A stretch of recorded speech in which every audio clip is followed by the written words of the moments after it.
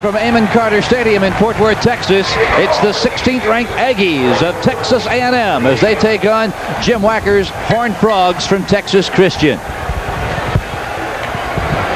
Al, coming in, you're talking about the #1 offense in the Southwest Conference in Texas Christian, going up, Dave, against the #1 defense in the conference. Absolutely, and this is an important game. A lot of people have said this game doesn't have a lot of significance, but no one, especially A&M, wants to go into that next game with a losing momentum. They want to win this game. They want to keep it going, and Jim Wacker, he wants to get something going on his team, have a positive influence on this team. And, of course, on the other sideline is Jackie Sherrill, who stunned everybody last night by saying the absence of Tony Jeffrey isn't that big a deal. Well, I think what he was trying to do, in honesty, is to try to downplay the loss, because there's a lot of psychological warfare that can take place in a game like this. How will TCU react to the loss of Jeffrey? Will they fold their tent and go home, or will they play like champions? I remember several years ago, as we look at the game conditions, the Arkansas story in the Orange Bowl. This could happen today, Phil. Lee Newman lets it sail. Rod Harris off his fingertips out of the end zone. And the Aggies will begin from their own 20-yard line. Craig Stump will quarterback the Aggies. And what a job he did a week ago at College Station against the Razorbacks of Arkansas.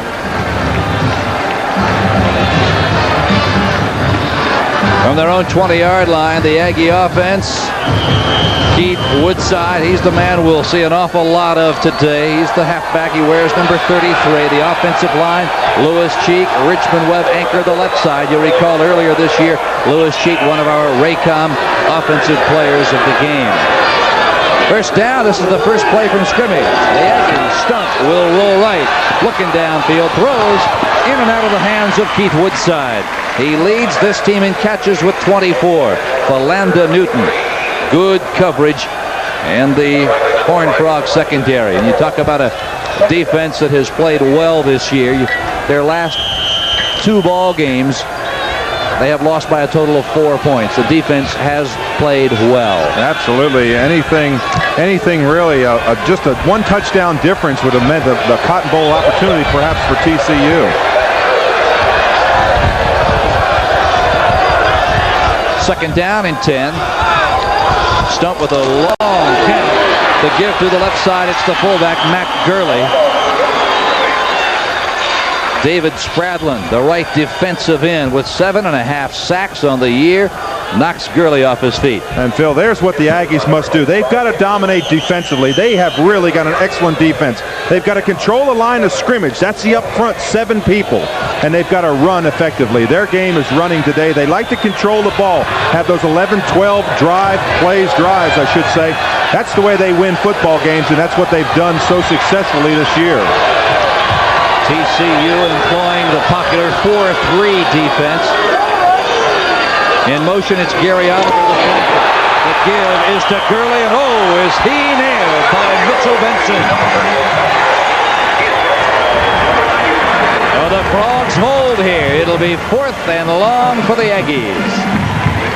And Phil, I go back to that statement by Jackie Sherrill. It's no big thing. He was trying to downplay it because he knew his team would react to it. Everybody reacted to it. We reacted to it. Sean Wilson kicking into a stiff wind, and that's the effect of it. It takes an A&M bounce across the 50-yard line, and it'll be down at the 47.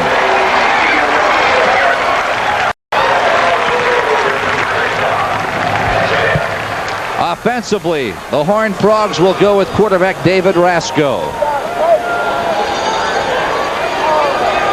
It is a talented offense. Filling in, of course, for Tony Jeffrey will be number 22, Bobby Davis. He'll be at left half. The offensive line, they love to run in behind Jeff Hopkins and Rob Adams. Out of the I formation, Darthard and Davis the setbacks. Vesco tries to get around the right side, and he is knocked off his feet there by Dana Batiste. Well, we talked a moment ago about the Aggies defense. It is atop the Southwest Conference, and it's guys like these 3, Broom, Sammy O'Brien, and Terry Price. the linebacking core, John Roper and Aaron Wallace, two outstanding outside linebackers, and a defensive backfield with a very, very tender Kip Corrington at free safety, Kim with a sprained knee. Scott Bednarski now in the backfield. The give is to Tony Darthard, and he cracks the midfield stripe down to the 46. Chet Brooks on the stop. And Phil, there are certain things that the TCU Frogs must do to win this game also. They've got to overcome a great loss of Tony Jeffrey. That's both psychologically and the physical loss of him. They've got to convert scoring opportunities when they get the chance. And, of course, they've got to play solid up-front defense with those front four linemen and linebackers to try and stop that great running game of Texas A&M. 3rd and 2. The give is to the fullback, Scott Bednarski. He's close to first down yardage. The nose tackle, Sammy O'Brien, with help from Dana Batiste. I think they're going to have to bring out the chains and take a look at this one. Well, I don't know. They may just say it's 4th down. The lines are straight on the field. Maybe they are going to measure it. See, a coach has the opportunity to say yay or nay, I want to measure it. And I think Jim Wacker said, let's just take a peek and see how close we are. They may go for it in this situation. TCU realizes that they're going up against a great A&M team. They've got to score. Short by a foot. Without Tony Jeffrey, you wonder if perhaps Jim Wacker might say, let's throw caution to the wind and go for it. Yeah, he might. Now look right here. You'll see the great pursuit that A&M has. That's what they do so well. That's Dana Batiste in there. He's number 48. And I think Wacker's decided to go for it. Dave, so often you hear players and fans talk about this game being 90% emotion. We're going to get a look at what emotion can do for a ball club right here. 4th down and a foot for the Frogs.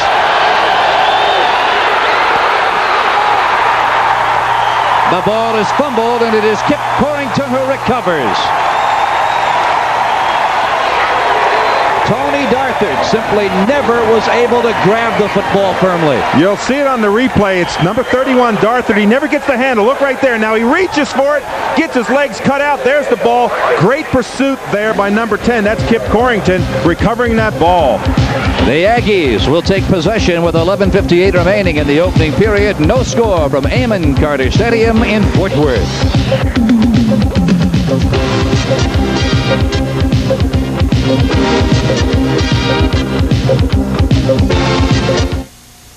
Weekends, days off, don't want to work no more. This is the life, these are the real things. You're a part of it every day, every way. Coca-Cola's a part of your life. When Coca-Cola's a part of your life, can't beat the feeling. Win a trip to Honolulu's Hula Bowl and stay at the beautiful Ala Moana Hotel. Enter the Coca-Cola Southwest Conference Superfan Sweepstakes at your neighborhood Kroger store or participating supermarket. It's designed to go from 0 to 60 in 6 seconds. And designed to reach maximum power at 4,000 RPM. But a tiny speck of dirt in the intake system can reduce these numbers dramatically. Gulf Super Unleaded with Techroline is designed to clean entire intake systems. No other premium cleans better. Gulf Super Unleaded. Unlock the power. Following the fumble by the Horned Frogs, the Aggies have the football at their own 41-yard line. They'll come out of the I formation. Woodside and Gurley, the setbacks. The give is to, correction, Darren Lewis.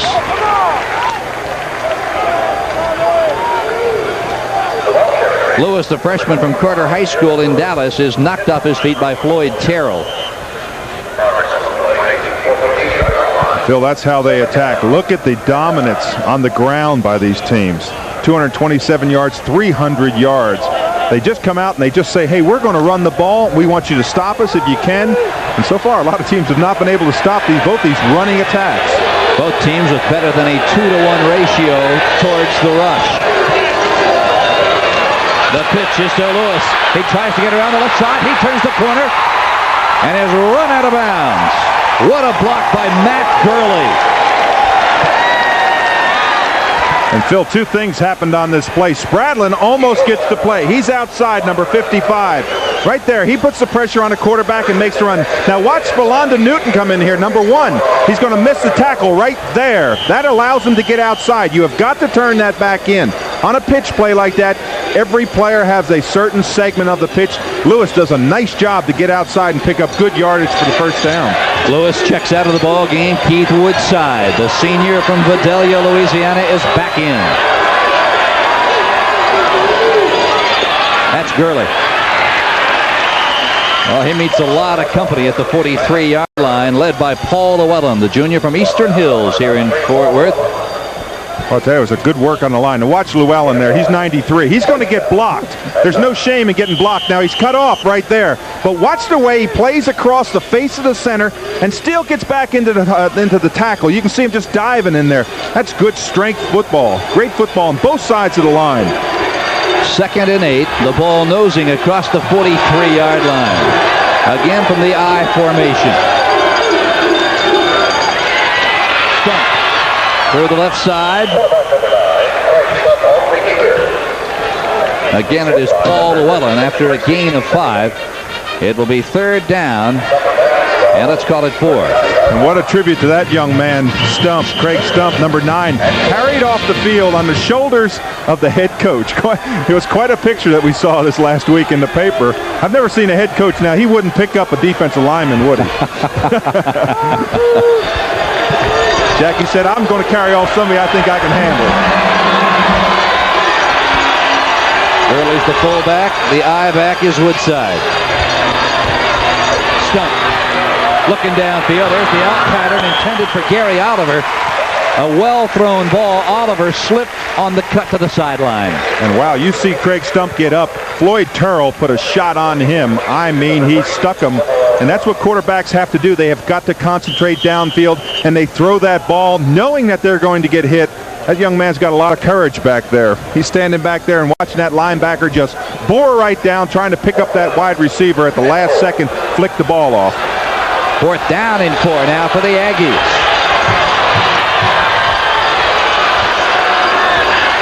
Now they're dropping into punt formation. Stump punting today in place of Sean Wilson. Aiming for the sidelines, and he has left it inbounds inside the 8-yard line. It is down there by the Aggies. So the Horned Frogs will have it inside their own 10, 92 yards away, following a 31-yard punt by Craig Stump. Clock is stopped with 9:37 left in the first quarter. We're scoreless from Fort Worth, Texas. We'd like to award you the account, but frankly, there's a problem. What's that? You agreed to keep this assignment confidential. Obviously, you brought in freelance artists, typesetters. Hold on. All the work we've shown you was done by the people in this room on a computer. What computer puts out work like this? Hire us and we'll tell you.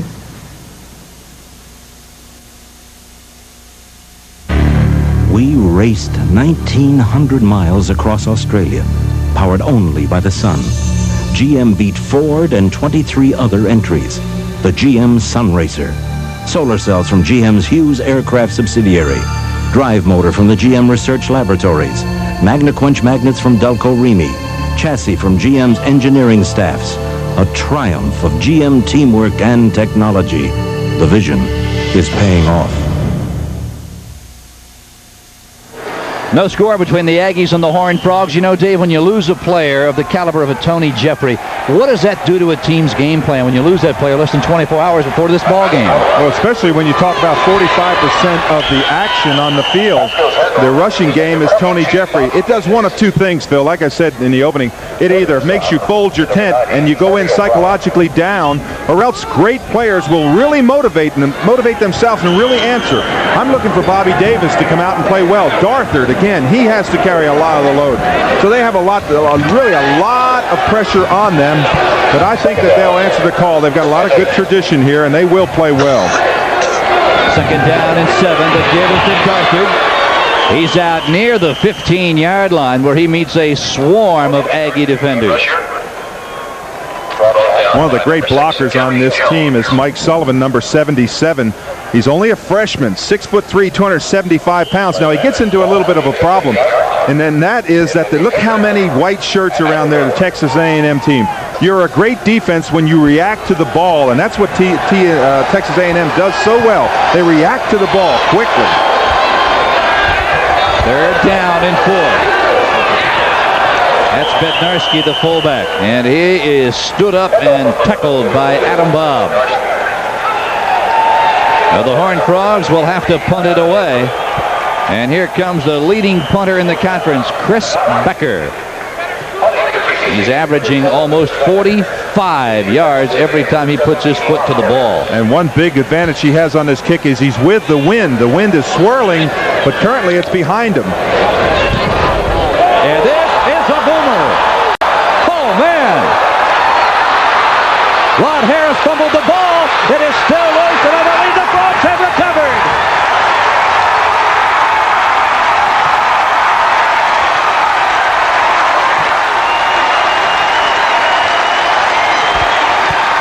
Phil, that was a 71-yard punt. 71 yards with the wind. He had a 73-yarder last week. That's right. The ball gets up, and look at the recovery. You've got to run back. It's such a long way to come. Now, really, the receiver does the right thing. He misjudges it, but watch how he tries to gather himself and play the bounce. And all of a sudden, here comes TCU flying in there. They did the right thing. That was Buddy Wyatt. He came in and took out the receiver, and they recovered the ball. A big break for TCU. The Frogs with the football at the A&M 15-yard line.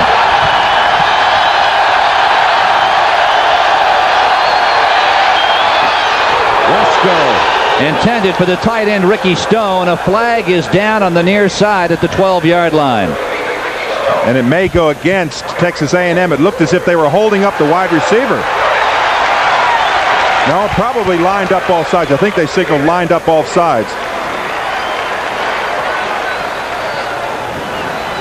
That'll take the ball inside the 8-yard line. Boy, what a shot TCU's tight end Ricky Stone took. Now he turns around and looks for the ball, and the safety is coming up. Now watch right here.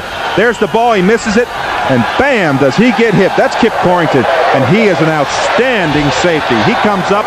He's a big play man. He makes a lot of tackles on the run plays and on passes. He's an excellent football player. And he has a fumble recovery to his credit already today. There's the give to the right side. It is Bobby Davis, the junior out of Greenville High School, and it is Corrington on the tackle. A gain of 5. Ball spotted now at the 3-yard line. They may have to measure this to see how close it is. It looks very, very close. Of course, the markers are right there, so you might as well just bring them out and take a look, see how close they have to, how far they might have to go, or how far they're short. About the length of a football, Dave, maybe less.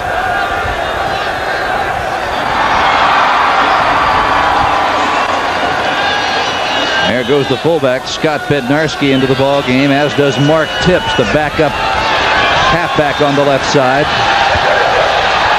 It's a good bet that Bednarski will get the football. Bobby Davis is coming out of the ball game. Ricky Stone is also hustling to get off the field. Barthard spins. He scores.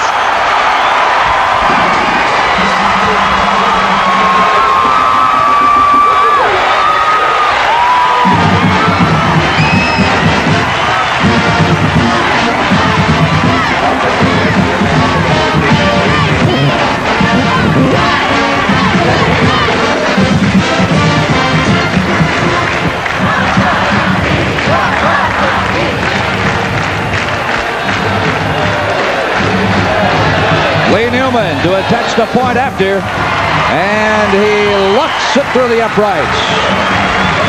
And Phil, this is just a straight power move to Darther 31. He sees the seam. Look, there's not much of a hole there. Great come up by number 10, Kip Corrington. He comes up and plays this ball well. There's not much of a seam, but leg strength, second effort, and he rolls into the end zone. Darthard puts the Horned Frogs on the scoreboard. It comes with 7:21 to play in the opening period.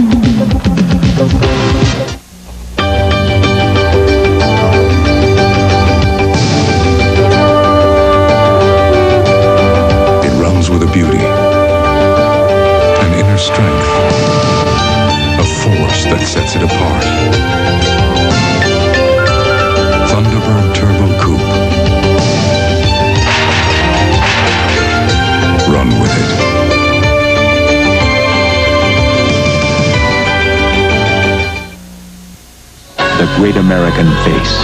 Rugged, distinctive. The great American razor. Atra. Solid. Pivots for closeness. The great American face deserves the great American shave. Atra. Only from Gillette. The rights to the city of Houston are on the line. Last year it came down to 1 point. It's the Houston Cougars and the Rice Owls next Saturday on the Raycom Sports Network. An absolutely sensational fall afternoon here in Fort Worth, Texas. Temperature in the low 60s, pretty stiff wind blowing as you look down on the field, right to left. Now Texas Christian, over the last couple of weeks, has dropped 2 ball games by a grand total of 4 points. Jim Wacker would love to be in a position heading into the final few minutes of this ball game not to have another one of those close ones hung on him again. Newman lets it go. That is Rod Harris, 4 yards deep, down on a knee he goes. And the Aggies will take it at their own 20-yard line. And speaking of the Texas Aggies, they rest atop the standings in the Southwest Conference along with the Texas Longhorns. And guess which 2 teams will lock it up on Thanksgiving Day? Oh, Texas A&M and Texas. A lot of people say there's not a lot of significance this week because both teams can either win or lose. But I can tell you as a football player, there's a lot of significance on it because both teams want to go in with momentum. They don't want to go in trying to second guess them why they didn't do well last week going into the big game that'll decide the Cotton Bowl. Of course, the Longhorns at home today against the Baylor Bears. From the I formation, pitched to the left side, that's Woodside. He is tripped up at the 21-yard line. And Phil, nobody knows that better than Jackie Sherrill, that you can't go flat. You just have to play, and you have to have your confidence high. We need to maintain that through this and go into the Texas game with that momentum and that confidence high. Well, he's a great football coach. He really knows how to coach this game of football. He gets a lot out of his players. His confidence ought to be high. You know, since 1973, the Aggies are 9-0 following a shutout. And last week, A&M blanked the Razorbacks of Arkansas. Pitch to the left side. It is Woodside. And boy, does Craig Stump take a shot. Tony Sharp hit Woodside. Watch this penetration here. You're going to see what they do is they try to make the the quarterback pitch the ball fast. You can see how quickly Stump read that coming down the line of Spradlin and pitch the ball fast. That determines the play quickly. And then you have to play the run, of course, and they get good pursuit to it. Third down, a big down, because again, that wind is a big factor. 3rd and 7 at the 23. The Aggies converting on the year 38% of their third down opportunities. Stump looking at the short side of the field, throws. It is incomplete. Exceptional coverage by the right corner, John Booty, the senior out of Carthage High School. Well, you can see this is a touch pass to the sideline. You can see it's well covered. Even if he had caught the ball, he probably would not have been able to come down with both feet in bounds. It's a tough catch along the sidelines. You have to come down with 1 foot, and here comes TCU. They're going to put a lot of pressure on the punter. Craig Stump, the quarterback, handling the punting duties this afternoon, kicking into that wind, lets it go. The ball bounces out of bounds, end over end, at the 46-yard line. It has certainly not been a case of the Horned Frogs having poor field position, a 31-yard punt. And Texas Christian will have the ball again with only 54 yards to negotiate. The Horned Frogs already lead it by a touchdown. Okay, listen up. Oakley here is filling in the ball tonight. For 3 years, Bill Oakley took orders. But tonight, he's got to stand up and take charge. You make America work. Here's to you, the clean, crisp taste of Beechwood-aged Budweiser. For all the guys who know it's not what you say, but what you do. We met in pre-dental and opened our practice 15 years ago. Best buddies? Usually.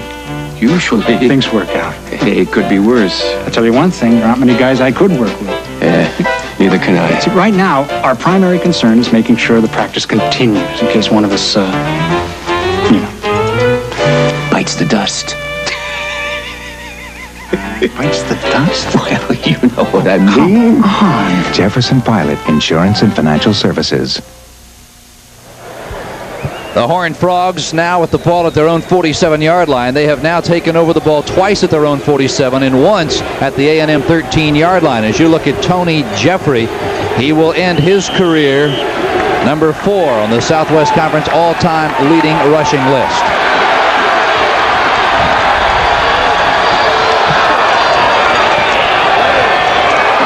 Pass is caught, Jared Delaney, and he is stuck immediately by Alex Morris.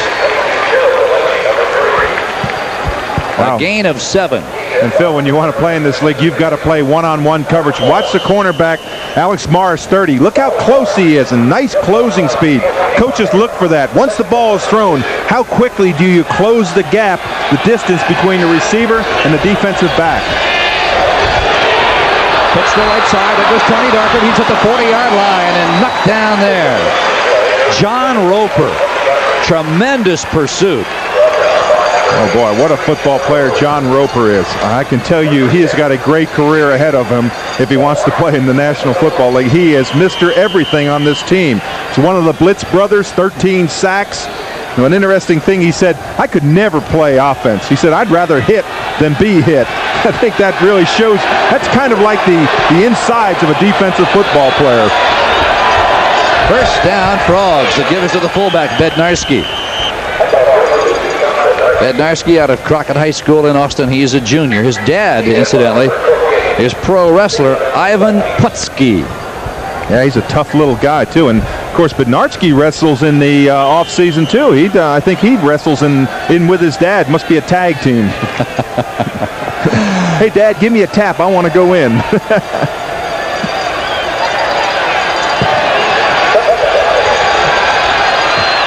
Second down and 8 from the 38-yard line. Fresco looking inside. It's going to be recovered by Adam Bob. Now that was a pass. I want to say that. I think that was a pass. He had to catch that ball in the air. We may get another look at it, but if the ball touches the ground, this is not a fumble. This is a shuffle pass. Watch the quarterback. He drops back now. He throws the ball forward. If the ball touches the ground, it's not a fumble. And the ball does not touch the ground. Now you can watch right here. Now you'll see it with Stone. Stone's coming across. He gets a good roll block there. Nice. Now there's the ball. You can see the defensive ender right on his back. Catches the ball in the air. That's an interception. First down at the 36-yard line for the Aggies.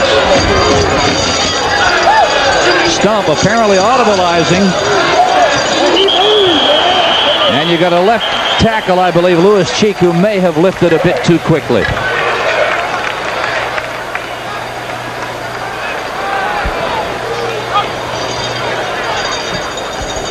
And that is exactly the call. Illegal procedure against the Aggies. Well, that's one way for Lewis Cheek to get his name mentioned. What a football player he is. He was a couple weeks ago, he was our player of the game. He is an outstanding prospect. He is a great football player. Super kid, really plays this game, knows how to do great drive blocking, but that time he left on 1 instead of 2. 4 minutes and 16 seconds remaining in the first period from Amon Carter Stadium in Fort Worth. The Horned Frogs taking advantage of a muffed punt and took it in. They lead it 7-0. Play action. Stump looking deep. He has got Rod Harris. He has the football, and he is down and out of bounds at the 48-yard line. Harris made a beautiful cut to the sidelines in front of LaVoyle Crump. And he completely fooled Crump. You're going to see it on the right of your screen. You won't even see Crump in the picture here when Rod Harris makes his turn. Look how far he is away. Now watch this. Get that leg down in bounds. Excellent catch by Rod Harris. Good concentration. He had to come back to the ball once he made that out pattern. Stump at his first completion in 4 attempts today. That one good for 23 yards. Now he rolls right. Got a receiver wide open, and he hits Gary Oliver, the freshman redshirt out of Breckenridge High School. Andre Spencer on the stop. Boy, you recall it was just a week ago when that man right there drove the Aggies 70 yards and concluded the drive in the fourth quarter with a 3-yard pitch to Gary Oliver, and that locked up the 14-0 win over the Razorbacks. Well, what a victory that was at College Station. That was a big one. Second down and 4 from the 40-yard line. The give is to Matt Gurley, and he has nothing. Mitchell Benson, the left tackle, stuffed him immediately. A flag is down at the line. That again may be lining up in what they call the neutral zone. From the point of the ball to the back point of the ball is what you call no man's land. It's a neutral zone. And I think he had his head in that neutral zone. Tracy Simeon, I think, Dave, is the fellow you're talking about. Well, the storyline thus far in the ball game, Texas A&M fumbled punt. A 71-yard punt resulted in a TCU touchdown. And for Darthard so far, he has rushed for 23 yards and a touchdown. First and 10 Aggies at the 35. Stump again audibling at the line of scrimmage. Well, what did he see? Darren Lewis may tie the game.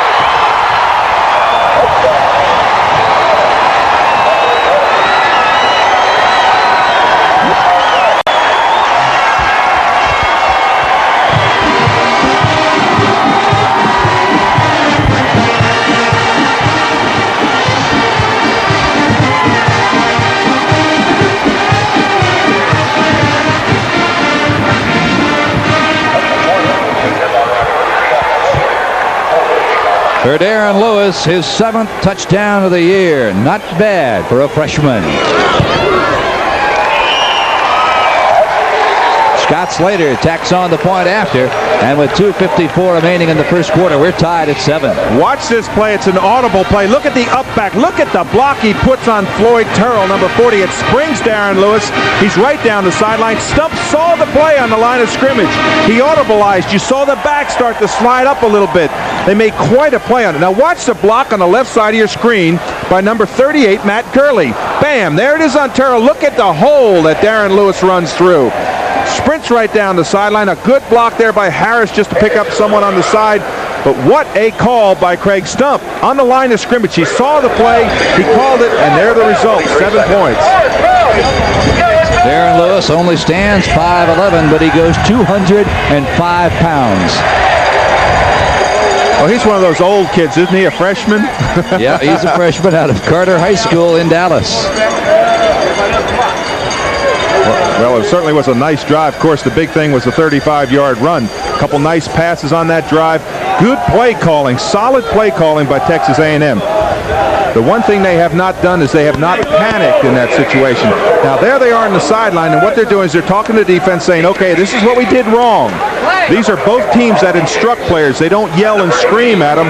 They're telling them what they did wrong. 40 in your picture there is Turrell, and he knows what he did wrong. He got blocked. There's no sin in getting blocked. Lane Talbot, the All-State freshman red shirt out of Beaumont, Texas, lets it go. Short kick, picked up by the Horned Frogs. Roscoe Tatum, a backup linebacker, saw it coming, took the big hop, and scooted out of bounds. Phil, he almost broke this all the way. I didn't know. I thought he was going to try to lateral the ball.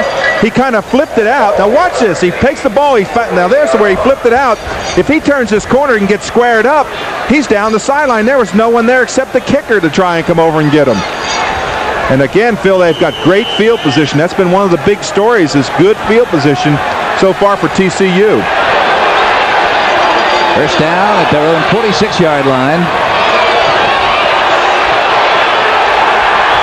Roscoe is grabbed. Aaron Wallace brings him down. I'll tell you what, when you want to discuss outside linebackers, A&M has 2 of the very best in this conference. Well, they call them the Blitz brothers, and it's a good mention because John Roper has 13 sacks, and that man there, Wallace, has 10 sacks. They really come after. I want to just show you what the wind is doing. Look at the jerseys, how hard the wind is blowing. Wind is an important factor in the game, and A&M has reacted well to it. They got the bad play on the punt, but they came right back and scored. Roscoe with the wind at his back, throws the ball batted up in the air by the tight end Ricky Stone. Well, that is a quarterback's nightmare. Strong winds and receivers who bat the ball airborne. That's what causes interceptions, and Ricky Stone he's been known for those great catches. That's one he should have caught. That ball was right there, and he just misjudged it. That's not Rasko's fault if that ball had been intercepted. That had been counted against him, but really wouldn't have been his fault. And now it is 3rd and 13. There's the draw play. Bobby Davis will be stopped at the 48-yard line by the cornerback Alex Morris. And Phil, you know, that looks like a simple play as you look at Morris in the picture there, but that is a great tackle. That's what you want to do when you tackle as a secondary man. You're the last line of defense. He breaks down, makes a nice tackle on the play, doesn't get faked out, and comes up with a 4th down. Chris Becker, he has a 69-yarder today. The wind at his back, he lets it sail, and that one is heading for the end zone.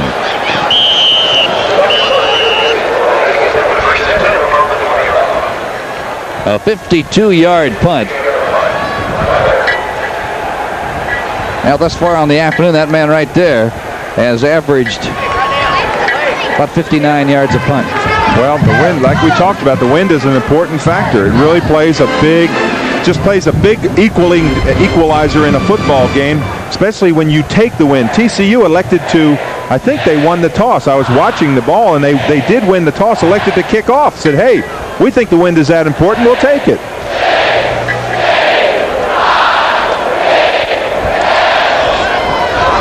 Aggies with the football. We're tied at 7 apiece, 1:27 to go in the first quarter. Again, Stump appears to be audibilizing.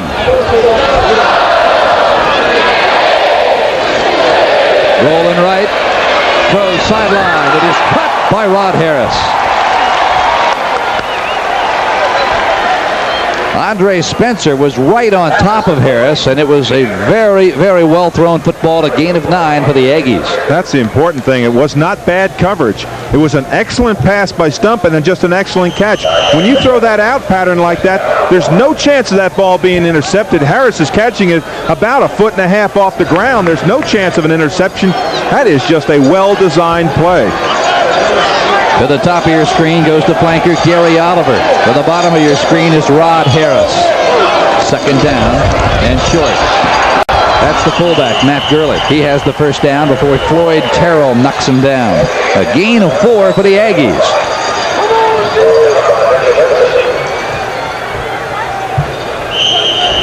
Boy, last Saturday, that man right there, Gurley, 80 yards versus a very, very tough Arkansas defense.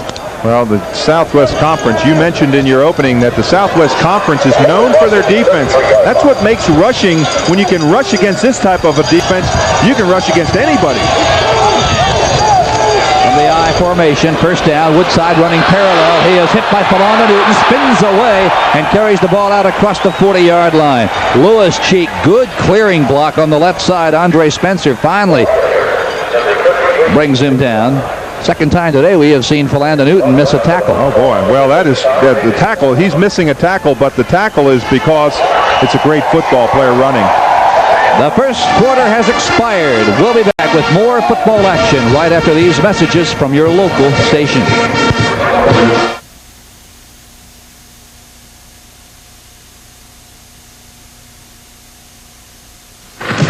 91 Bravo, proceeding on rescue training mission. One weekend a month, you can take off for the beach, the mountains, or a drive in the country in the Army Reserve. Subject spotted. Be all that you can be. It's no picnic, but it's the kind of excitement no other weekend offers. Mission completed. We're heading home. And you'll still have 3 weekends a month to take off on your own. Find your future in the Army Reserve. In the real world, there are few guarantees. But when it comes to buying a waterbed, one company guarantees you the lowest prices. That company is Big Sur Waterbeds. And while others may raise their prices for Christmas, Big Sur stay the lowest. Guaranteed. Choose the bookcase Shiloh for just $149.99, or the 4-post Nassau for just $249.99. Big Sur Waterbeds, with showrooms on the East Freeway, the Gulf Freeway, the Southwest Freeway, and 2 on the North Freeway.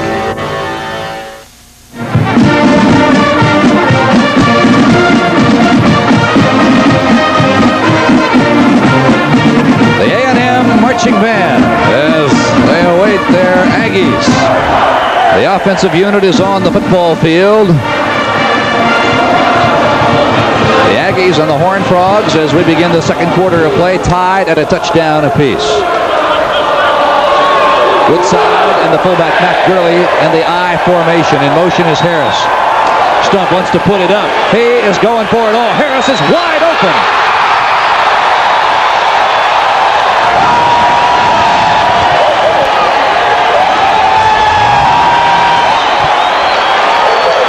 It was simply a case where the left corner, Andre Spencer, thought, Dave, that Harris was going to turn it inside, and he went for the sideline. Well, he certainly did, and you'll see it from field level. Stump gets a lot of time to stand back there. And what happens with Harris is that he takes and he makes the defensive back turn his back. Anytime a defensive back turns his back, he loses him. He doesn't know where he's going. He lost his cushion, and this is a Rod Harris spectacular day. It's almost like a highlight day for that young man. Percy Waddle and Tony Thompson are the wideouts for the Aggies as they shift into the I. Woodside has the football. Oh, he is met helmet to helmet by Floyd Terrell. A loss of a couple. And Phil, the strong side safety, number 42, Tommy Sharp, came up, made a great stop. He stuffed the lead back right on the ground, about 4 yards deep in there, and made him cut back inside, and there was no place for Woodside to go on that play. That's a good play. But when your safety's up that far into the backfield, you're very vulnerable to the pass. Richard Webb has come into the ball game now, as has Mike Pappas on the left side of that Aggie line. Second down and 13. Stump putting it up. Lets the ball go. It is caught at the 10-yard line by Tony Thompson. But oh, did Craig Stump pay for that 17-yard pickup? Boy, you want to talk about pressure. Watch the hit on Stump right down his throat. You're going to see it. Inside linebacker. There he comes. Stump's holding the ball. The last second he lets it go, and there he is down on the ground. It takes a lot of courage. That was Paul Llewellyn who is rushing in there, number 93. That quarterback has to stand back there. You almost have to have ice water in your veins because you just have to be confident that your receiver's going to get open. You know you're going to take the shot. You have to just stand back there and take it. Tony Thompson wide right, single coverage there out of the I formation again. Here come the Aggies on first down. It's Lewis. He has one touchdown already today, and he is stuffed at the 11-yard line. The left tackle, Mitchell Benson, the young man out of Eastern Hills here in Fort Worth. Well, first quarter statistics. Take a look at the total yardage. A&M with 109, the Horned Frogs with 46. But field position was a big thing in that fumbled punt. When A&M misplayed that punt, that really looms as the big factor. You can see the turnovers, two fumbles by, one fumble and one interception by TCU, the one fumble by an A&M.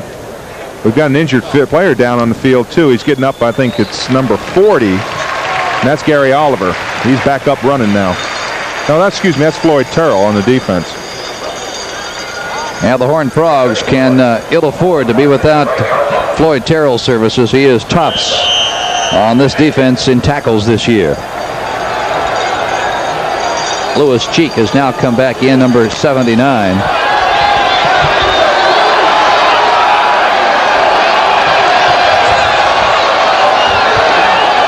Second down. Stump wants to put it up. Instead, he will go down in a heap of purple jerseys led by Mitchell Benson, a loss of 9. And Phil, that is an interesting call. I was really surprised. You knew it was passed all the way when he started the players in motion and had three wide receivers, but you can see the pocket just crumbles. Benson just runs over top of his man.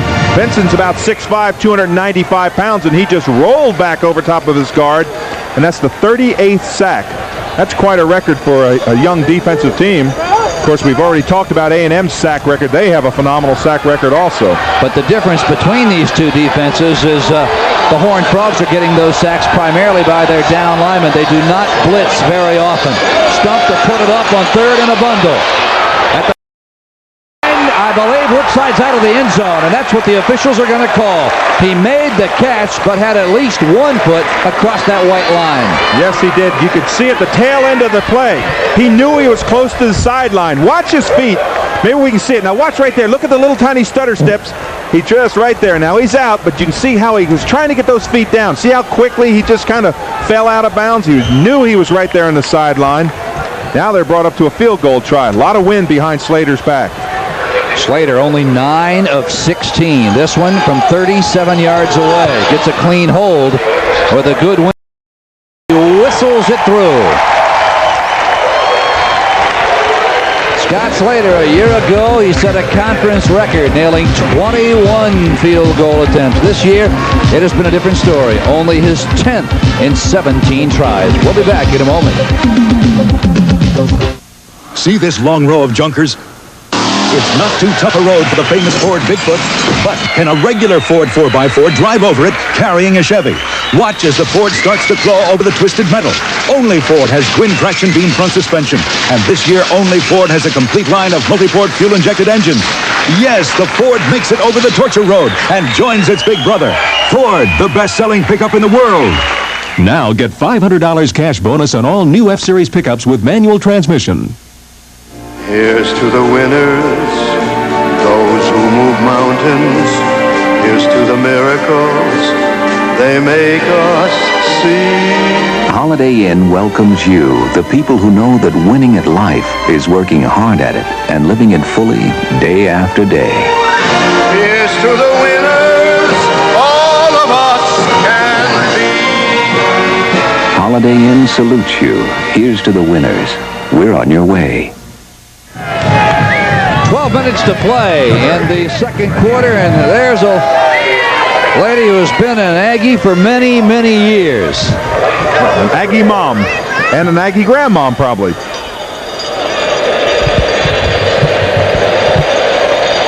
A&M set to kick it away. It is Reggie Davis and Rodney Higgs back at their own 5-yard line. And this one is going to go all the way out of the end zone with that trailing wind blowing at about probably 10 to 15 miles an hour. Talbot has done his job as the Frogs will begin from their own 20-yard line. The scoring drive for the Aggies, they go 60 yards. It took them 4 minutes and 27 seconds to get there. And it was Scott Slater from 37 yards out who have given the Yankees a 10-7 lead.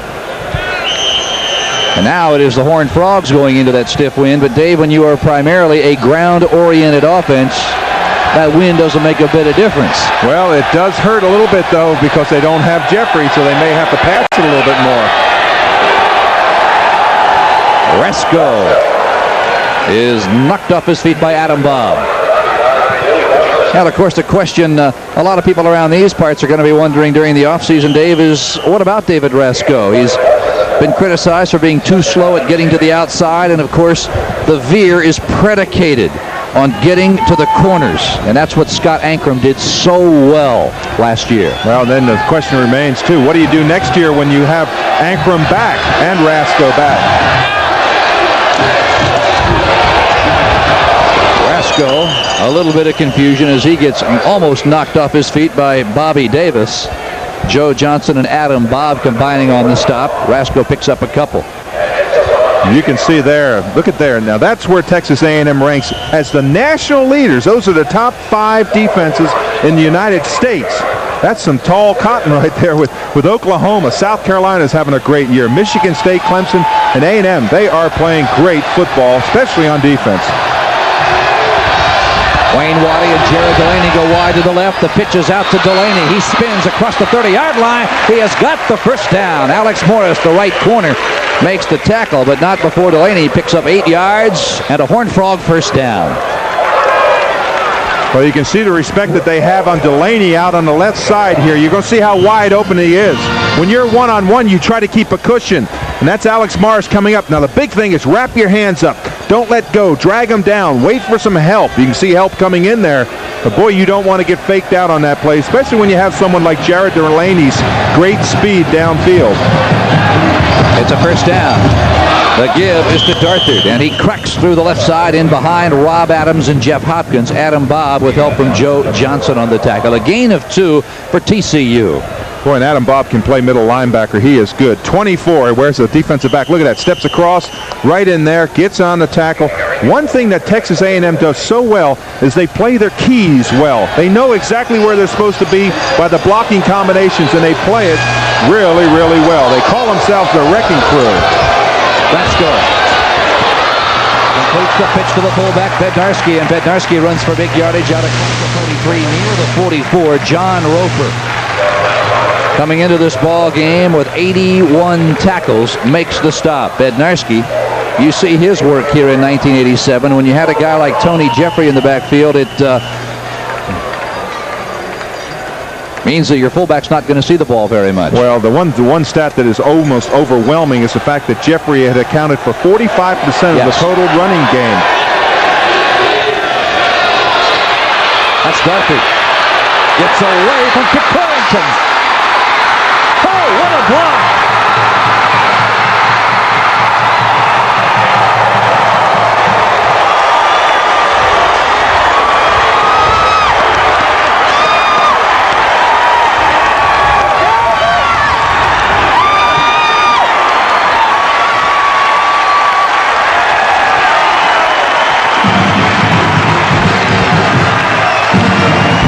What a block by Brian Brazel, number 73. He's going to make it on Gary Jones. It's right up here. Now watch when he breaks free. Now right in here, he's got to cut back. You're going to see the block coming right in here in a second. Whoa! There it is. Brian Brazel, he's 25 yards downfield. Unbelievable. Darther breaks another one, and he's high steps it in the end zone. Lee Newman tacks on the point after. A flag is down. The point after will stand, and apparently the walk-off will be, well, correction, that is not a flag. It is a yellow hot dog wrapper that is blowing on the field. So 9:21 remaining in the first half. The Horned Frogs, a big play. 56-yard romp for Tony Darther.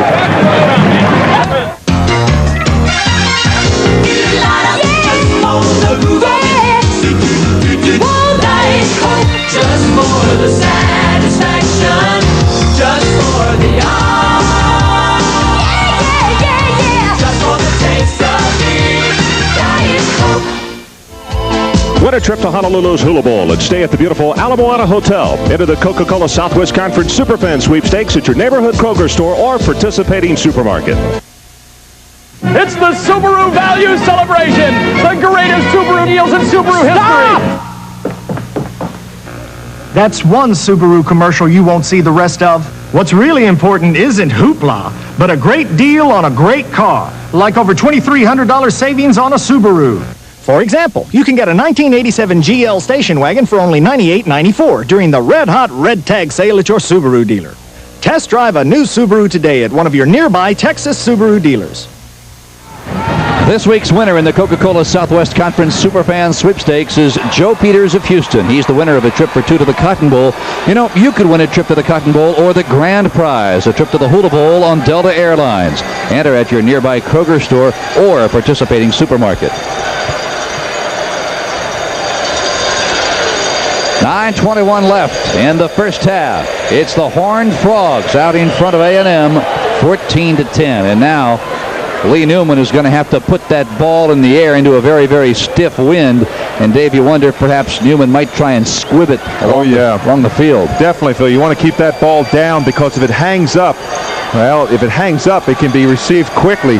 Now, what they do is they'll let you set the ball once. Then they bring somebody out and they say, okay, you got to hold it. See, they don't want to have that ball fall off the tee twice.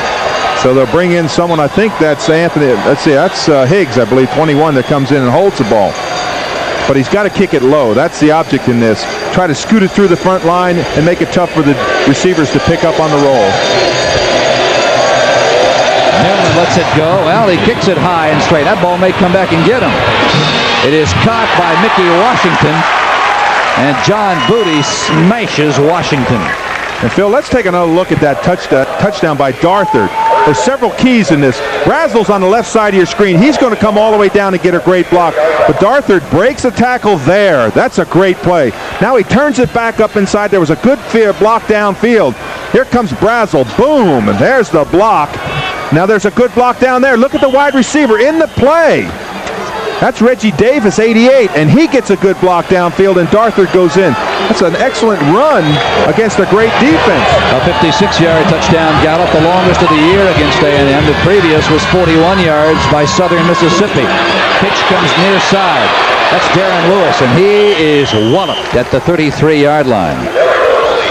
A gain of 3 for the young man out of Carter High School in Dallas. Floyd Terrell, who left the game earlier, is back in there, and he made the stop. Boy, the Frogs go 80 yards. It only took them 6 plays. Of course, when you're chewing it up at the rate of 56 yards a play, it doesn't take you very long. Well, one thing that A&M has in their favor, they are a very good football team, very well schooled on offense and defense. And 14-10 is not going to be the final score of this football game, I would not imagine. Stump puts it up. He's got a wide open receiver. It's his tight end, Brian Ross, the sophomore from San Angelo. Well, here at Amon Carter Stadium with 8:35 to play in the first half, it's TCU over A&M 14-10. Taking a look at our Apple Roundup, it is halftime at Penn State, where the Nittany Lions are out in front of 7th-ranked Notre Dame, and Ohio State trailing Michigan at the half by 6. And one other score, first period, Tennessee, ranked 15th in the nation, trailing the Wildcats of Kentucky 3-0. First down, Aggies at the 42-yard line. Stump audibilizing again. TCU trying to make the adjustment, and now flags are down everywhere. I think what you had there was 2 men in motion. Well, it could either be that or a delay of game. You know, they have only 25 seconds to start that play, and I think it may be a delay. Stump again came up the line of scrimmage and saw something and tried to audibilize. You can see that's there's a signal on the sideline. It was delay of game. There's Mr. Stump's statistics. Nice statistics. 60% completions, 100 yards. And he has really found Rod Harris today. Rod Harris is, of course, the primary receiver with 67 of those 100 yards. First down and 15. Now the ball pushed back to their own 38-yard line.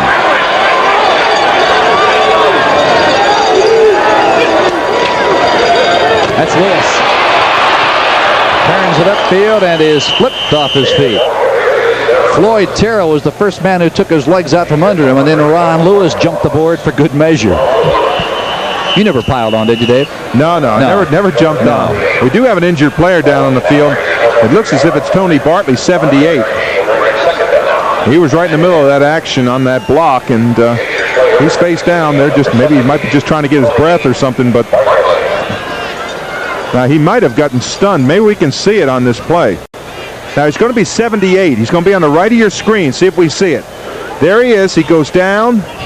Now look, watch Lewis's foot. Look at Lewis's foot. Oh. He kicked him right in the face mask. It was totally accidental, but Lewis kicked him right in the face mask when he went to hurdle him.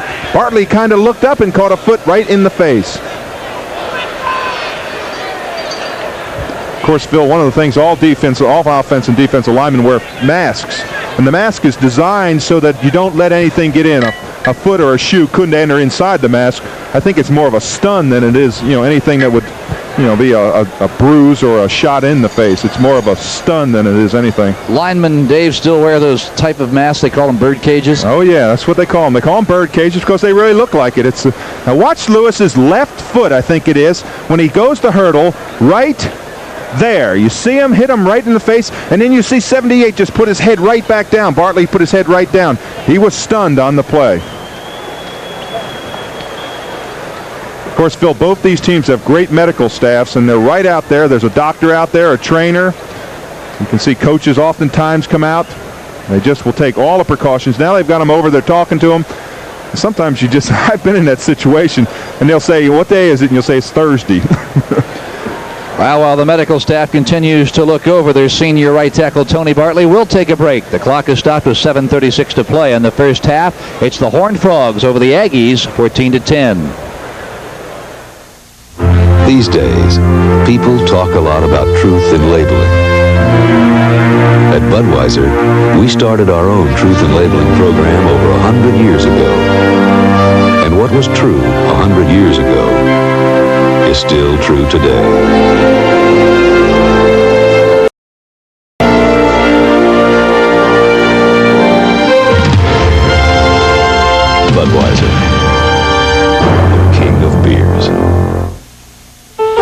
to go to town today?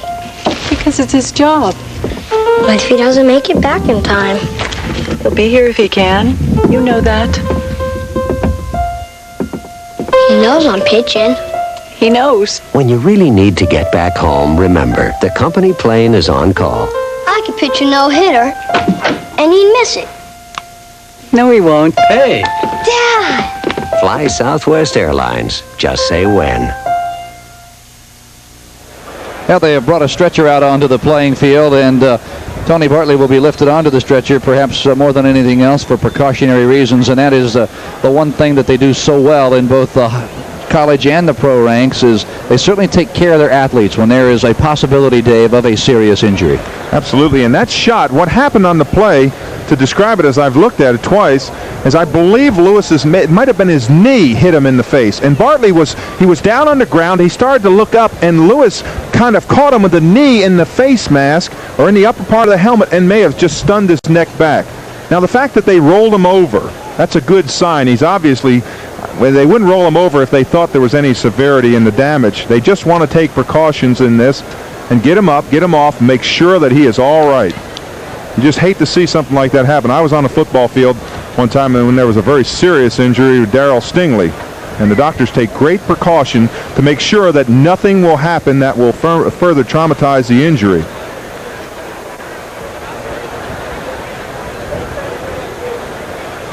Well, Texas A&M coming into this ball game with an overall record of 7-2, 4-1 in the Southwest Conference. Tony Bartley being carried off now. We will update his condition just as soon as we are informed. Let's take one last look at exactly what happened. Now, there's several things on this play if we can stop it. Now, watch, there's where he cuts back. Now, Bartley is down on the ground. Now, watch here. You'll see Bartley start to look up. There's the knee in the helmet. Right there, you see 25's knee right in the front of the helmet. Bartley goes back down, and that's what caused it. An interesting thing is it didn't hurt Lewis's knee as hard as he hit his helmet. So it's 2nd down and 10 as the clock starts. 7:21, 7:20, 7:19 remaining in the first half. Stump swings it out, and it is knocked away. Oh, what a defensive job by the left end Ron Lewis. The pass intended for fullback Matt Gurley. And if Lewis doesn't pick up that coverage, he's a defensive end covering the back out of the backfield. They had a blitz. If Lewis doesn't knock that play away, watch Lewis. You're going to see him. He's 81. He's a down defensive lineman. Now he sees the swing. He has to run with it. Now watch right here. He's got coverage. Look at that. If he doesn't get that, it's down the sideline. And Gurley would have run for a long way because TCU had gambled and blitzed. They had brought both their inside linebackers.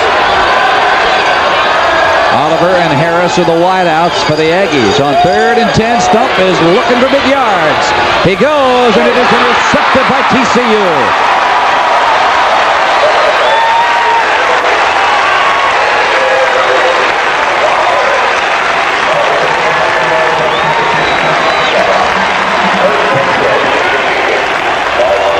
Bill Stump really threw this ball into coverage. You can see he's just zeroed in on his wide receiver. Look how far the safety comes over. There's number 42 in there. That's Sharp. He's in there. 40 is in there. They were reading the eyes of Stump that time. He didn't look off. He looked just that one direction, trying to pick up that one wide receiver. And it's not a terrible play because it is about a 30-yard downfield loss of yardage. The give is to Darthard. Darthard already with 2 touchdowns on the afternoon. The middle guard, Sammy O'Brien, stops him, but not before Darthard picks up 4. And now Tony is very slow in getting up. Appears to be holding on to his right shoulder. I think he fell with the ball on his shoulder, and boy, they cannot afford to lose Darthard. Now watch the way Darthard falls on this play. You'll see him. Number 31 takes the ball. If he falls on the ball and the shoulder, watch right here. As he comes down, boom, see the ball right underneath him, then down comes the defensive. Batiste comes down on top of him. It just kind of pushes the ball back up into your chest. 2nd and 7. Lesko swings it to the near side. It is caught. Bobby Davis.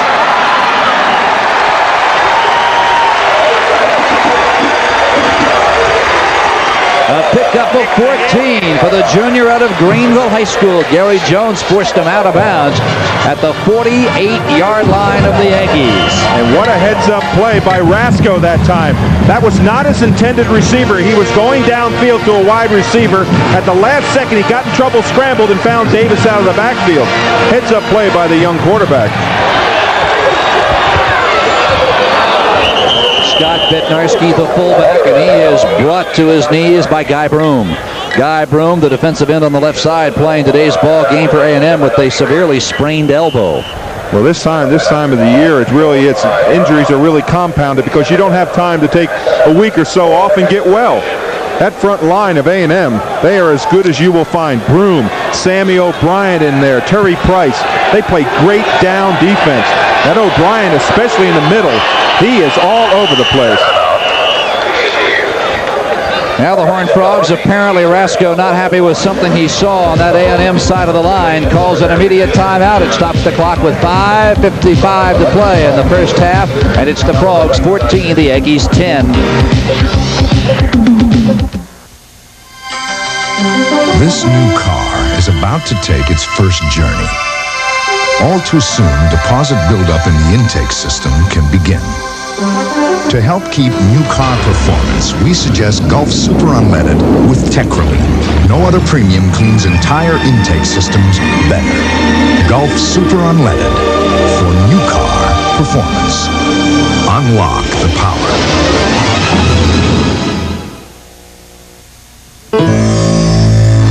I need to find a high-yield investment without the risks. Our response, the High Yield Plus CD, a fully insured CD with a 3-month bonus rate up front. First Republic Bank. That's responsive banking. I wish we didn't have to wait on our banker when we've made our decision. Our response, First Line of Credit. Let you write yourself a loan whenever you need it. First Republic Bank. That's responsive banking. Well, the Aggies, they lose 7 defensive starters a year ago. They are tied for the lead in the Southwest Conference. And, Dave, they are number 1 in defense this year. How in the world has Jackie Sherrill done that? Well, it comes from a lot of things, but really it comes from grooming players. The great football teams have backup players. They get them a lot of time in game situations where they can have an opportunity to get in there and play when you're ahead. And that's what Jackie Sherrill and his staff have done. They're great teachers of defense. So, consequently, when you lose one of those seniors, you've got a junior or a sophomore to step right in. Rasco, short drop ball is knocked down at the line of scrimmage, and it's the nose tackle, Sammy O'Brien.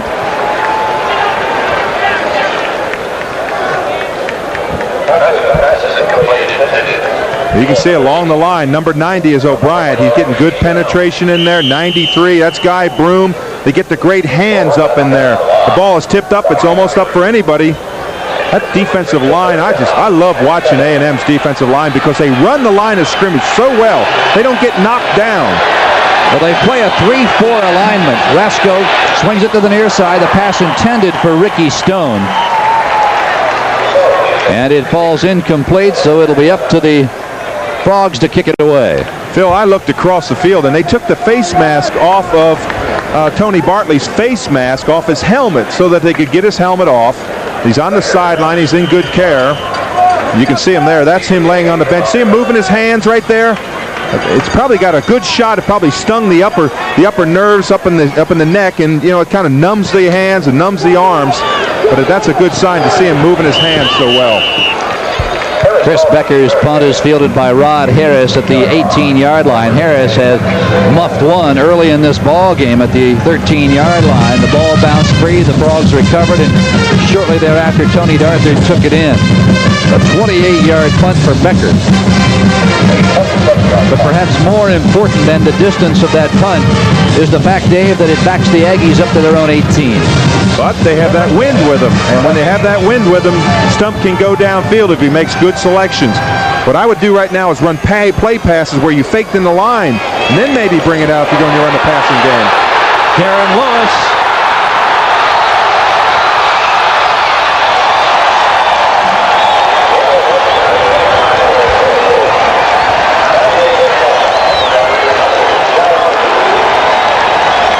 What a play by Darren Lewis. He breaks through the line, and you're going to see some great pursuit. But Darren Lewis, look at the split in that line. Great block there by the offensive line. It looked like 56 Webb got a great block. The two inside men, the center. There's Lewis. Good pursuit by the Horned Frogs to knock him out of bounds. But, wow, did Lewis explode once he got through there. 46 yards on that run. Yeah, but what pursuit by John Booty, the right corner. Man, he closed at record speed. On the 36-yard line, it's an inside handoff. Doesn't get much. Lewis Cheek, he was our player of the game one time in one game earlier, and I'll tell you, he is a football player. Look at this. He's got a block across. Now he misses his inside block. He's just trying to push downfield. Even when he's down on the ground, he's still scrabbling. Boy, I tell you, you got to love a player like that. He's got great stamina, ability. He loves the game. They say he practices. He's a fantastic practice player, too. Second down and 9. Stump to the right side, throws sideline, in and out of the hands of Gary Oliver. Oh, what a touchdown catch that youngster had last week.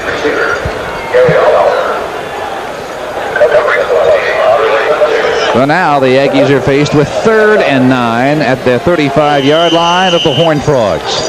You can see Stump's statistics now. What he's doing is he's looking over the sideline to get a signal on the play. They signal plays in from the sideline. He's looking over there. Now he'll get the play. He reads the signal, steps into huddle, and makes the call. And Jackie Sherrill and his staff are telling him what to run. Stump has missed his last 4 passes.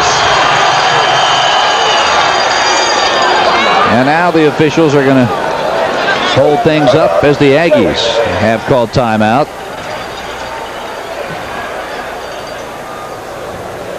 And for good reason. Stump looked up and saw 1 second remaining on the shot clock. Well, you saw how much time it took him to get the signal from the sideline. One time he just stuck his hands out and went, hey, come on, let's go now. Accommodations arranged through Fairmont Hotels. Whether traveling to San Francisco, New Orleans, Dallas, or to their newest hotels in Chicago or San Jose, American business is stepping up to Fairmont. Amon Carter Stadium. Built back in 1929 at an original cost of $350,000. 4 years ago, they put lights here at the stadium. The cost of constructing the lights, over $400,000. Those lights are expensive. You're right, boy, I tell you. When they built these stadiums in the old days, that was back when you made about 50 cents an hour. Yeah. Wouldn't you think? Well, that initial stadium here, Amon Carter, seated only, I believe, 22,000. But through 4 different expansion projects, it is now up to 46,000. And Phil, I looked across the field, and Bartley is sitting up. We might be able to get a picture. There he is, sitting up there. That's another good sign. Now, what they're doing is they're pulling on his neck. They've got a collar on his neck, trying to take some of that pressure off. Stop. He is hit as he delivers, and it is intercepted by Floyd Terrell.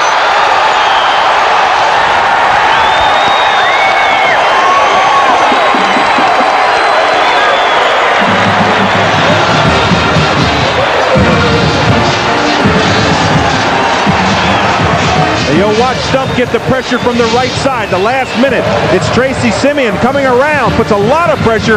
Terrell just jumps up. He was injured just a play ago. You can see a good tackle there by the offensive wide receiver. And Stump took quite a shot. He's over on the sideline, bending over. That's the time when, boy, I'll tell you, you know it's coming. You've got to take it. You've got to stand in there. Just a tough shot on that young man.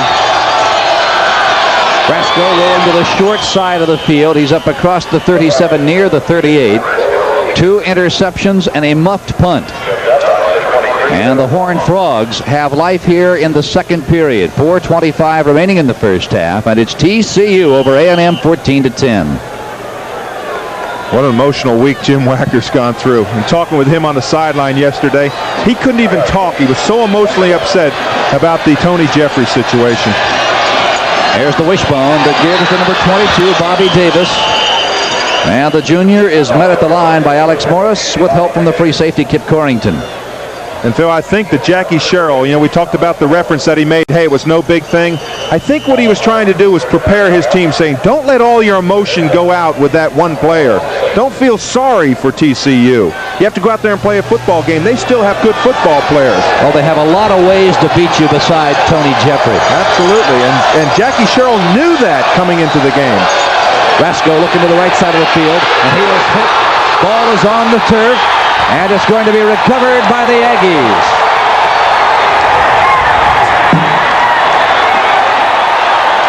Rasko blindsided by Aaron Wallace. Well, they call them the Blitz brothers, the two outside linebackers. Roper on the left side, Aaron Wallace on the right side. You're going to see Wallace. Bam, there's the hit. The ball's free. Somehow, Wallace gets back in there and recovers the ball. Not only makes the sack, causes the fumble, but recovers the fumble on the same play. What an outside linebacker at 6'4", 215 pounds. Turnovers now even at 3, a total of 6 here in the first half of today's ball game. Well, those are not turnovers. A couple of those turnovers have been caused by just solid football, great hits, good line play, good surging by those linebackers. We're watching two defenses this afternoon who have something for each other. And there's a good example of what I'm talking about as the fullback, Matt Gurley, is stood up by Philanda Newton.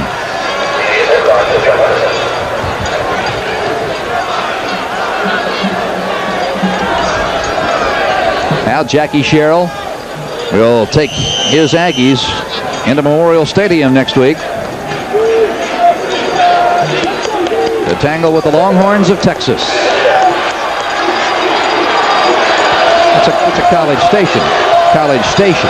So it'll be David McWilliams who will bring his Longhorns to A&M. Oh, look at Stump going down in a heap. And again, it is Tracy Simeon on the stop.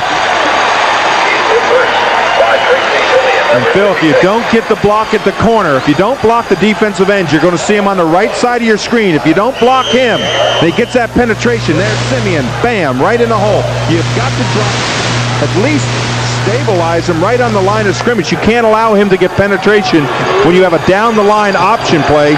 That time he got great penetration.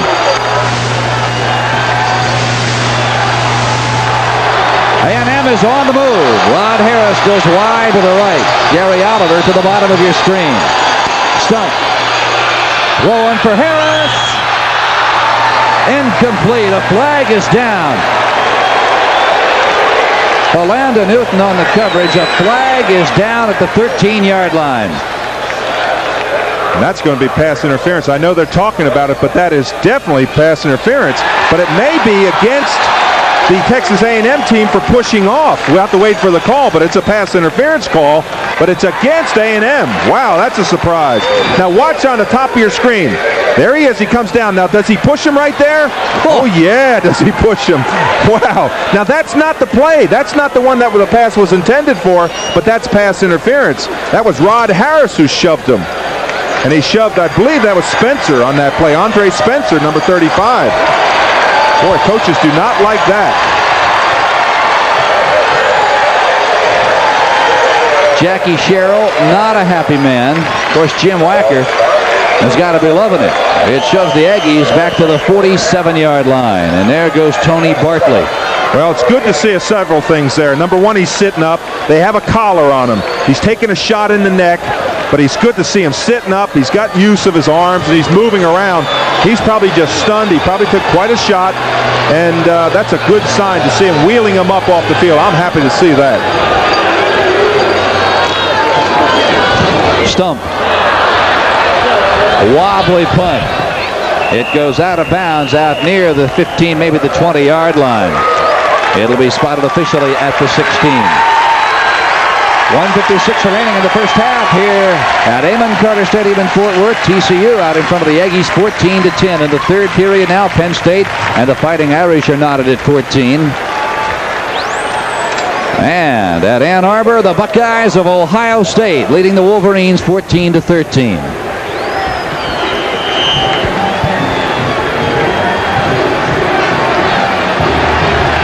And Phil, with just under 2 minutes to go, right now, TCU does not want to make a mistake. They're not interested in scoring, but they just don't want to have a fumble or an interception, something along that line. Tony Darthard with 2 touchdowns already on the book this afternoon, moves to the left side, and Aaron Wallace takes him down. A gain of a couple just shy of the 20-yard line.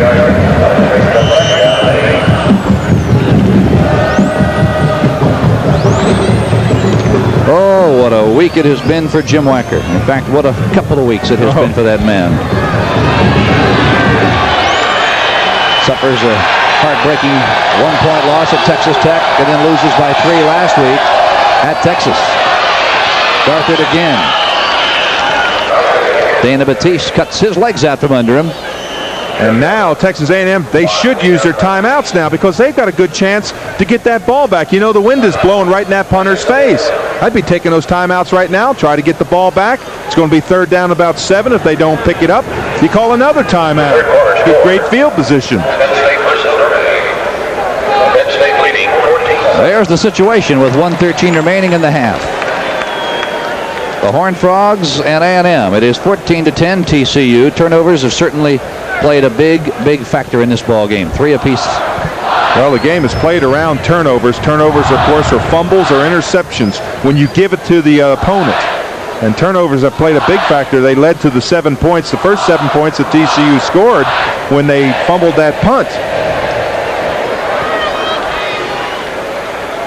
Now, what they will do is they will go in the huddle. Now, Wacker's saying, no fumble, make sure, look at that. We got to drive the ball, control the ball. If it's a pass, make sure it's a safe pass. On defense, they went in the huddle, and Corrington went in the huddle and said, listen, if we stop them on this 3rd down, somebody quickly call timeout, especially if it's a running play. A&M with 1 timeout remaining. Texas Christian has 2. 3rd and 7. The draw. Darthard will be stopped way shy of the 1st down. And a timeout is called immediately by the Aggies. And you know what I noticed that's really interesting is that Jackie Sherrill, when he wants a timeout, he sends somebody off the sideline for a timeout. He doesn't yell out to one of his players. He said he has someone standing right there. The person runs right out to the referee and signals timeout. Interesting. Very interesting at the tail end of the play. Well, now the situation becomes, Dave, if you're the defensive coordinator or the special teams coach for A&M, do you go after the punt or do you set up the return? Well, you know you're going to get it's going to be tough to get a return because the wind is so stiff. So what I would do is I'd go after the punt because you know you're going to get good field position. I doubt from this position, he's on about the 23-yard line. About a 30-yard punt will only take him out to just past midfield, 30, 35 yards. So I'd come after the punter on this play. Look at all those white jerseys at the line. Here they come.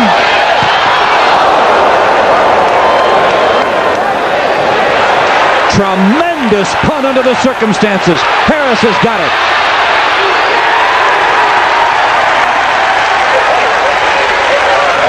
A 47-yard punt into a 10 to 15-mile-an-hour wind. Not bad. No, it was unbelievable. I don't know how he got the punt off.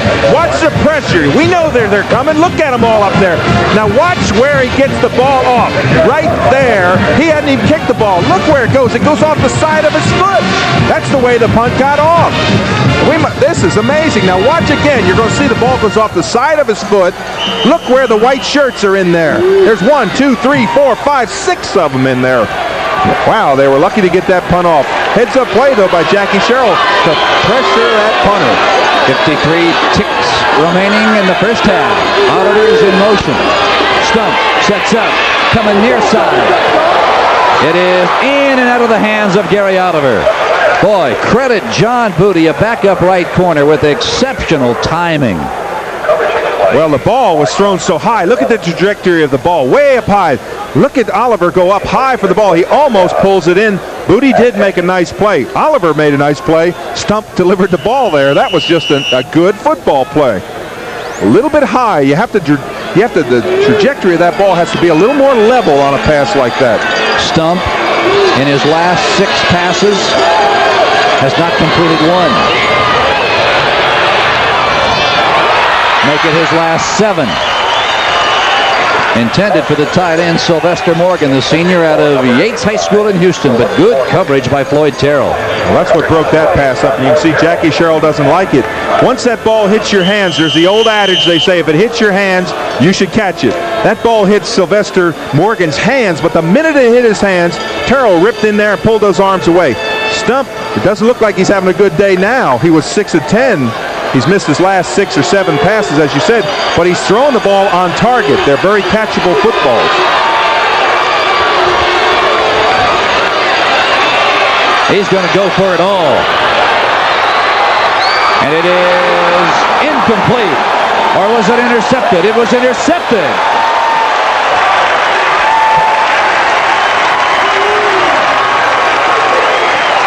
Andre Spencer, his second interception of the year. You can see Stump getting helped off the field. This is not a bad pass. It had a chance to be caught by the receiver, but it's just like a punt. That ball traveled about 45 yards in the air, so it's just like punting the ball and not having a return. Stump went to the sideline. I saw Lewis Cheek hold him up, kind of bring him over the sideline. You could see him talking to him there. He obviously got hit after the ball was delivered. He's taken some shots today. He's a tough young man. The intended receiver, Gary Oliver, the freshman out of Breckenridge High School. And I'll tell you what, Aggie fans have a lot to look forward to in number 40, Gary Oliver. He can flat out fly. That's Bobby Davis.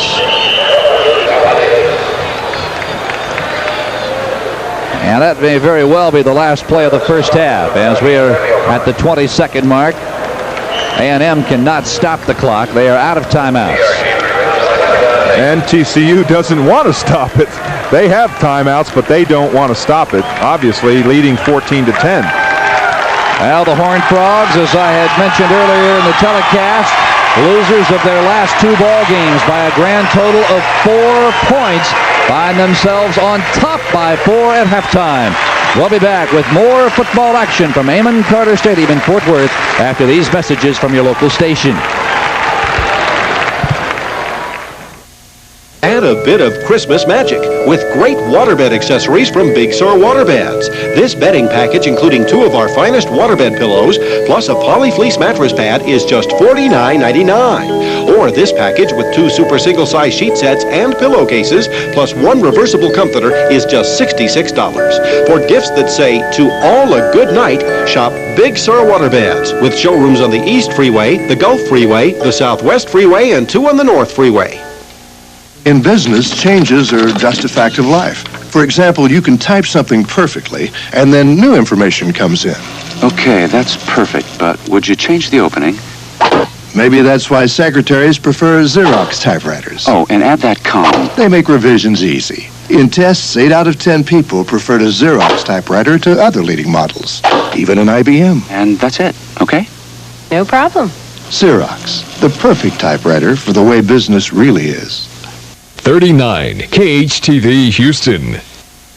Now we know so much about the TCU Horned Frogs football program over the years, but how about the institution itself? Texas Christian first opened its doors back in 1873. Let's take a look around Horned Frog country.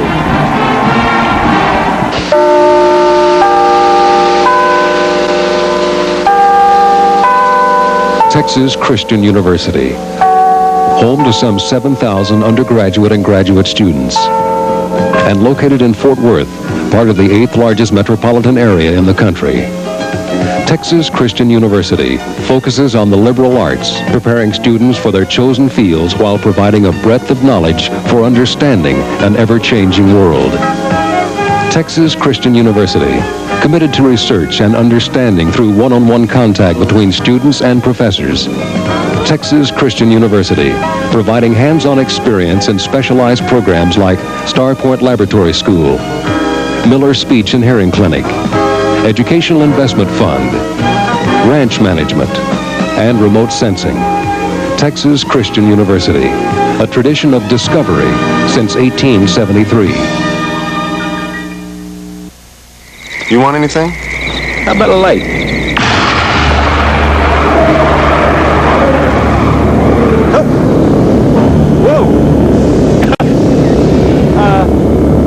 Bob, could you make that a Bud Light? If you want the great taste of Bud Light, ask for it. Did you see? No. Did you? No. Bud Light.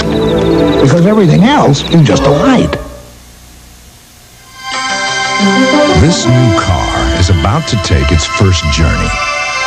All too soon, deposit buildup in the intake system can begin. To help keep new car performance, we suggest Gulf Super Unleaded with Techrelite. No other premium cleans entire intake systems better. Gulf Super Unleaded for new car performance. Unlock the power. The Southwest Conference has always been rich in tradition, a tradition of excellence. From Heisman and national champions to Olympic champions, from doctors of philosophy to doctors of medicine, from newsmakers to people who report the news, from legislators with a dream to the dream himself, from Pulitzer and Nobel Prize winners to advocates of noble causes, and to the many other graduates who've gone a little farther and higher because of our universities in the Southwest Conference. The Southwest Conference, a tradition of excellence. Texas A&M is one of the leading research universities in the United States. The best teacher is the teacher who is engaged in research so fully that he or she is excited about it and brings it into the classroom, brings the student right up to the latest cutting edge of ideas. That's what research does in education. Texas A&M University, teaching, research, and service. Welcome back to Amon Carter Stadium on the campus of Texas Christian, where the Horned Frogs, surprisingly enough, out in front of the Texas Aggies by a count of 14-10. You know, last August, Ohio State's football program was rocked when it was learned that their star wide receiver Chris Carter had accepted illegal payments from an agent. Shortly thereafter, the University of Pittsburgh's program was rocked. Since then, Georgia Tech, the University of Texas, and then yesterday, right here, Texas Christian was hit again.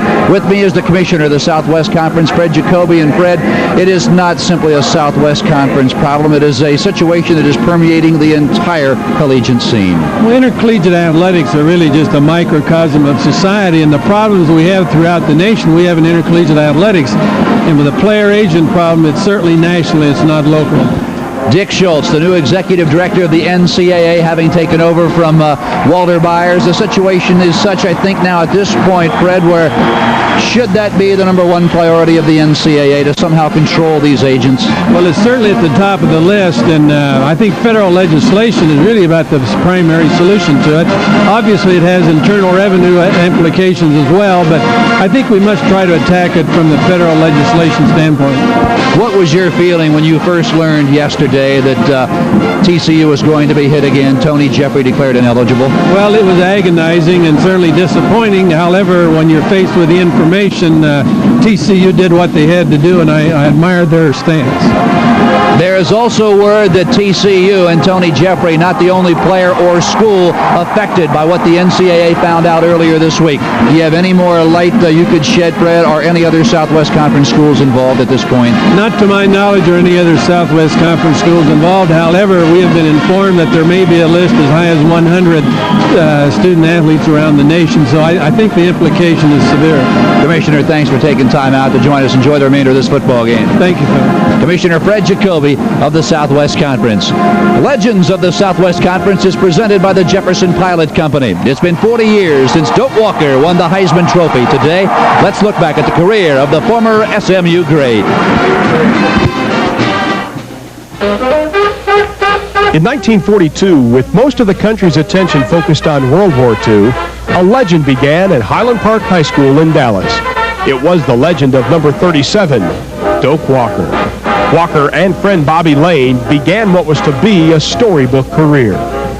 Bobby and I were always great friends and enjoyed playing with one another, and I guess we had a lot of confidence in ourselves and thought as long as we played together, probably we could win somewhere.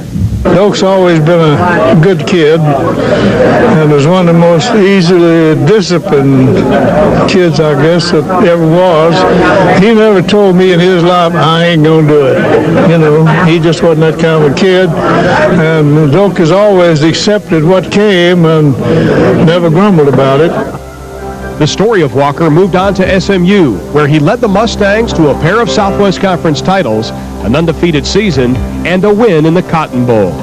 The three-time All-America's picture could be seen on the cover of national magazines, but his biggest collegiate award came following his junior year in 1948. I have the honor at this time to present to you the Heisman Memorial Trophy Award, the greatest honor in football. Congratulations, Doak. Thank you, Mr. Jordan. It's more than a pleasure to receive this great honor. I hope that I can live up to the great expectations and carry on as I have. The way I learned about it was through a telegram that went to Lester Jordan and Matty Bell, and then I think I was gone hunting or something and got back Monday, and they told me that I had won the Heisman Trophy and that I would be going to New York to receive it. And well, I was happy with the trophy, but I'll be honest with you, I don't think I knew that much about the Heisman Trophy. I don't even think I could spell it, and I'm not sure I can today. But I think I have realized to appreciate it more now than I did then. Walker went on to spend 6 seasons with the Detroit Lions, being named All-Pro 4 of those years. In 1986, his professional efforts were rewarded as he was named to Pro Football's Hall of Fame. I'm very proud to be with the class of '86. The awards continued in 1986 when Walker's SMU jersey was retired. Appropriately, the ceremony took place in the Cotton Bowl, the house that Doak built. Well, Don Meredith says that I built it, but he had to pay for it. My hands are still pretty good shape, so it doesn't look like I did do too much work. But he did, as Doak Walker accomplished what no other SMU player has been able to duplicate. Doak Walker is indeed a legend. When I grow up, I'm going to save the whales. I'm going to have a big submarine like the man on TV. First, I got to learn how to swim real good. Then, I got to go to college. I got to get a marine biologically PhD. My mom and dad say I need that. They say, too, if I make good grades, they'll pay for it. My teacher says I draw frogs better than anybody. Jefferson Pilot, Insurance and Financial Services. Testing. Hi. Cocologists. Waiting for the show? Uh-oh. I see the P word. So listen to this. Next time, reach for a Coke. Become a cocologist. What are you waiting for? Catch the wave. Coke. Win a trip to Honolulu's Hula Bowl and stay at the beautiful Ala Moana Hotel. Enter the Coca-Cola Southwest Conference Superfan Sweepstakes at your neighborhood Kroger store or participating supermarket. Helen, I just looked at these numbers. They're pretty grim. Those are computer costs. Well, didn't we pay for those systems last quarter? We did, but those are training costs. Well, let me get this straight. We're spending more on training than we did on the computers? Boston doesn't show these costs. They use a different system. So? Apparently with their computers, the people can train themselves. It's the Subaru Value Celebration! The greatest Subaru deals in Subaru history! That's one Subaru commercial you won't see the rest of. What's really important isn't hoopla, but a great deal on a great car, like over $2,300 savings on a Subaru. For example, you can get a 1987 GL station wagon for only $98.94 during the red-hot red tag sale at your Subaru dealer. Test drive a new Subaru today at one of your nearby Texas Subaru dealers.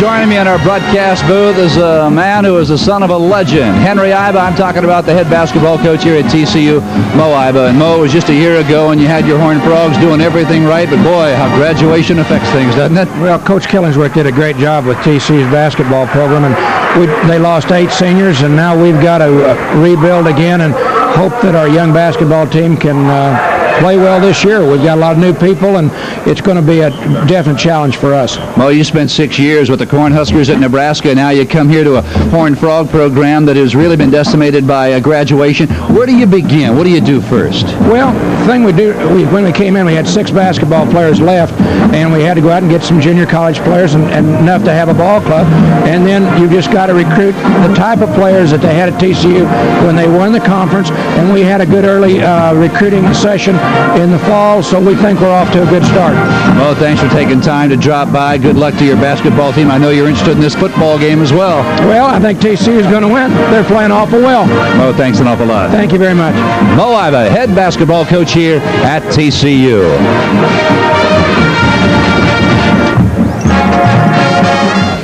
Classroom Champion is presented by GTE. TCU quarterback David Rasco is having an outstanding year leading the Horned Frogs offense. He's among the conference's best in several offensive categories. Off the field, Dave is equally as successful, and he's using his scholarship to do more than just play football. You're going to college to get an education. You're not going to school to play football, and I think you need to take advantage of those 4 years or 5 years, however many it takes to get a good degree, and to take advantage of that and get the best degree possible. Horned Frogs strong safety Tommy Sharp not only plays football and pursues a degree in finance, he's also married and has a child. Where does he find time for all this?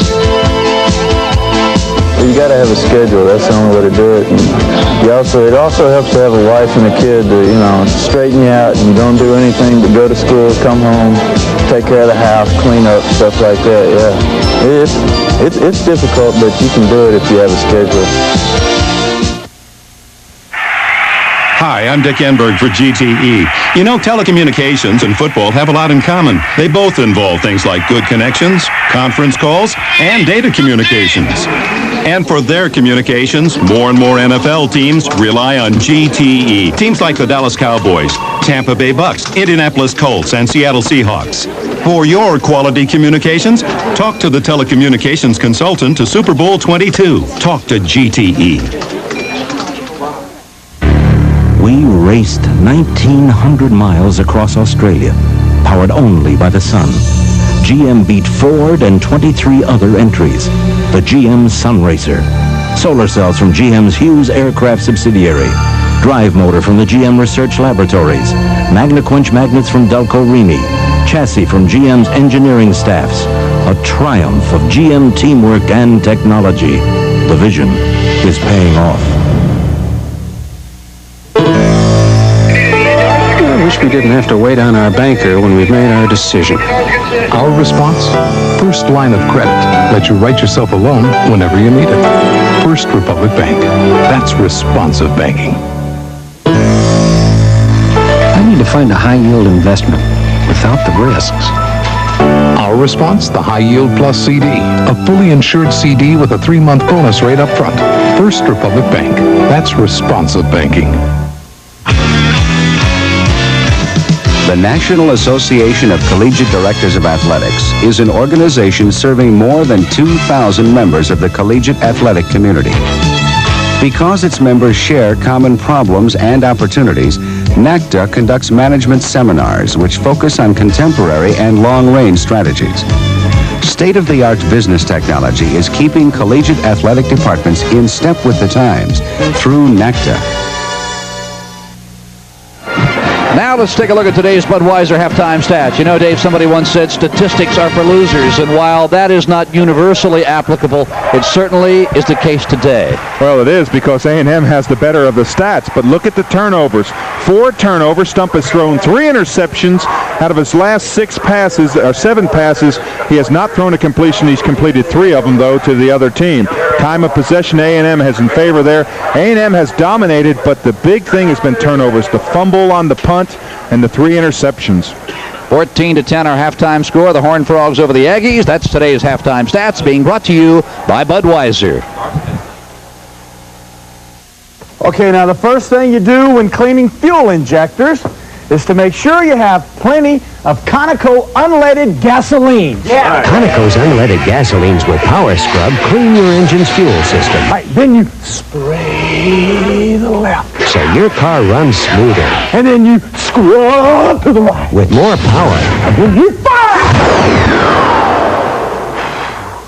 Any questions? Get Power Scrubbed with Conoco unleaded gasolines. They wait, they stalk, and they shake the desert sands, all teamed together to do one thing: win. Bill Elliott and his Coors-smelling Thunderbird, Tom the Mongoose McEwen and his Coors funny car, and Ivan the Ironman Stewart's Coors off-road champion. When the smoke clears, Coors is the one. Both of us work and we live pretty good. Yeah. Yeah, okay. But if I suddenly checked out, I still want Helen to live good. No. I mean, like, keep the house. Oh. Get the kids through school. Maybe take a vacation once in a while. Great. What happens to you if I check out first? Well, now, you had a cousin who lived to be 104. She was adopted. Jefferson Pilot Insurance and Financial Services. Today's game is brought to you by Diet Coke and your Coca-Cola bottlers. By Apple Computer. By the Jefferson Pilot Company. By Gulf. By First Republic Bank. By Coors Premium. And in Texas, by your local Subaru dealer. Now scores around the country, third period. In Pennsylvania, the Nittany Lions and the Fighting Irish tied at 14. And Ohio State taking dominance over that Michigan team in the third quarter. Playing their last game for head coach Earl Bruce. Indiana thrashing Purdue 21-7 in the second quarter. And Tennessee, of course, losing right now to Kentucky. Tennessee 15th ranked at half. And Iowa at home against Minnesota. They are tied at 3. And, of course, today is Bowl Invitation Day all across America. That's a look at scores around the country. Here in Fort Worth, we're getting ready for the second half kickoff. Accommodations arranged through Fairmont Hotels. Whether traveling to San Francisco, New Orleans, Dallas, or to their newest hotels in Chicago or San Jose, American business is stepping up to Fairmont. Well, midway through the second quarter, Darren Lewis of Texas A&M on a run hit his knee against the head of Tony Bartley, his right tackle. Tony Bartley was carried from the field and then moments later was loaded into an ambulance during halftime and was taken to a Dallas-Fort Worth hospital, and we will make every effort to find out the condition of Tony Bartley, the senior out of Decatur, Georgia. And one of the things I have heard, we just heard recently, was that they were taking him there for observation and some x-rays. But let me say this, a good sign was that when they carried him across the field, they had him sitting up. And that was a good sign. I did see him moving his arms. He was moving around. I'm sure he's sore, but they just want to take every precautionary measure you can. And there's another man who knows the meaning of the word sore. He was knocked on his keister 3 times in the first half. Lane Talbot, the All-State kicker out of Westbrook High School in Beaumont. With a pretty good wind to his back, will kick it away for A&M. And Phil, there's a great tradition here that people talk about with A&M and that 12th man on the kickoff. In 1921, evidently, they brought a man out of the stands and said, hey, we need some players. And he lined up. He didn't get to play, but it started a tradition. And Jackie Sherrill brought that tradition back. And now these guys that cover on this field goal, on this kickoff team, they're all walk-ons. None of them have scholarships. Reggie Davis watches it bounce through the end zone, and the Frogs, with a 14-10 lead, have the football at their own 20-yard line. And I do want to clear up one thing. When we looked at that kickoff, that is a home tradition. I wanted to say that. That is a home tradition. And that shows you what the Frog drives. Look how many times they have had the ball. 2, 4, 6, 8, 10 times they've had the ball. They've scored 2 touchdowns. But it's been great defense by A&M that has stopped the Frogs on a lot of them. They haven't been hogs on the yardage. First down at the 20 from the I formation. The give, first man through, that's Tony Darford. And he crashes across the 30-yard line. Gary Jones, the sophomore out of Tyler, Texas, knocks him down, but not before Darford rambles for 11. Well, that was close. Adam Bobb almost had him. Adam Bobb is 24 in your picture there. He's going to slide across. He steps up and just misses him on the tail end. You have to make a decision when you play linebacker, whether you step up or try to run around the block. He stepped behind it. It was just that much difference. That's what resulted in the yardage. There is Roper again, and Adam Bobb stands him up with a helmet in the chest. Now the center is the most important block on this running play. If the center misses, he gets his man. You can see there. Now watch Adam Bobb, 24. Bam, perfect. Helmet right on the numbers. Wow, he made up for missing that tackle. Might have got him a little upset. He says the two outside linebackers are always getting the credit, Roper and Wallace. I'm going to take a little bit myself, and he got it on that play. Second down and 8. Scott Bednarski, the fullback. This time, Adam Bobb's partner on the inside. Dana Batiste took him out. It was not Scott Bednarski, it was Tony Darford with the football. And these Middle East linebackers, you can see Batiste there. He said, hey, I need a little credit too. Every one of them, all four of them are exceptional football players. They wouldn't be playing for such a great team if they weren't great football players. They play that linebacking position just fantastically well. Third down and 7. Here they come.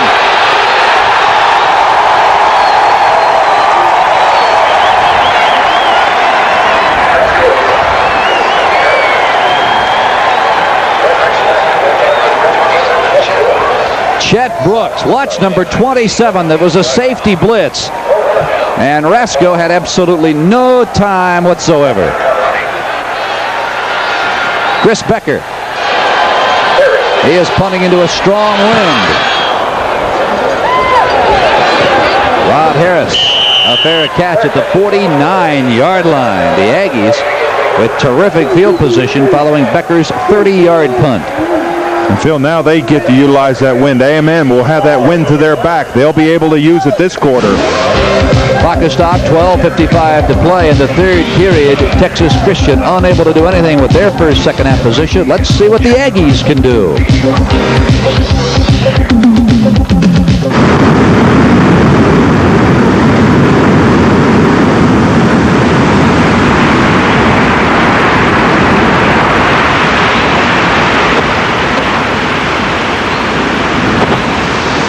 A lot of brewers use ordinary tap water to make their beer. Not Coors. Pure and natural. Yeah. Coors is the one. Manage. To handle or direct with skill. Rockwell International Management stimulates the work of its 120,000 employees, 1 in 6 a scientist or engineer. Their elegant solutions to customer needs make Rockwell a world leader. Rockwell International. Managing high technology for global markets. Early in the third period, it is TCU over the Aggies 14-10. I'm Phil Stone along with Dave Rowe. Well, in the second quarter at Memorial Stadium in Austin, the Longhorns are out in front of Grant Taft's Baylor Bears 13-0.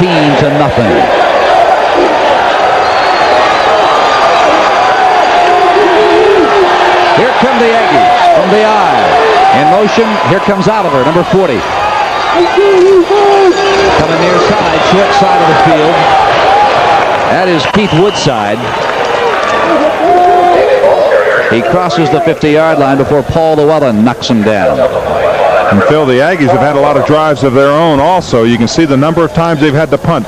Look at the 3 interceptions at the end of the game. Those were during their last 3 of their last 4 drives. But they've been limited, other than that one drive, to 10 plays. They've been limited into 3, 4, 5 play drives. Darren Lewis, it has been a career day for that young man. And here comes Woodside again, following Jerry Fontenot and Matt McCall through the right side. Floyd Terrell on the tackle.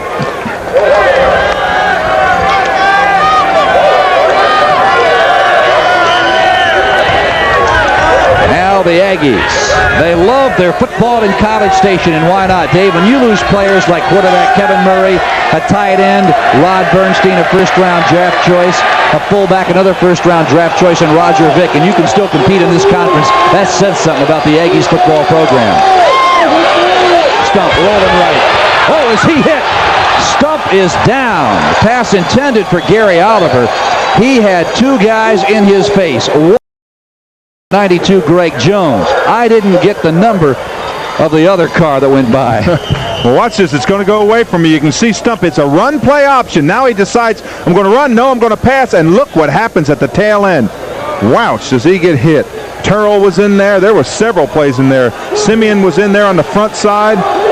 Now fourth down. They're going for it, Phil. Well, Stump is also the punter, and he's backing up, and he will punt it away. Philanda Newton now backpedaling. Stump right down the center of the field. I'm a bit surprised for the sideline. Interesting. Horned Frogs will have it at their own 20-yard line with 11:35 to play in the third period. It's Texas Christian leading the Texas Aggies 14-10. It's one tough team to make. The academic All-Americans. You have to excel in sports like football, baseball, or volleyball, but athletics isn't enough. You must also be an outstanding student. Each Directors of America select these special student athletes. GTE is proud of them.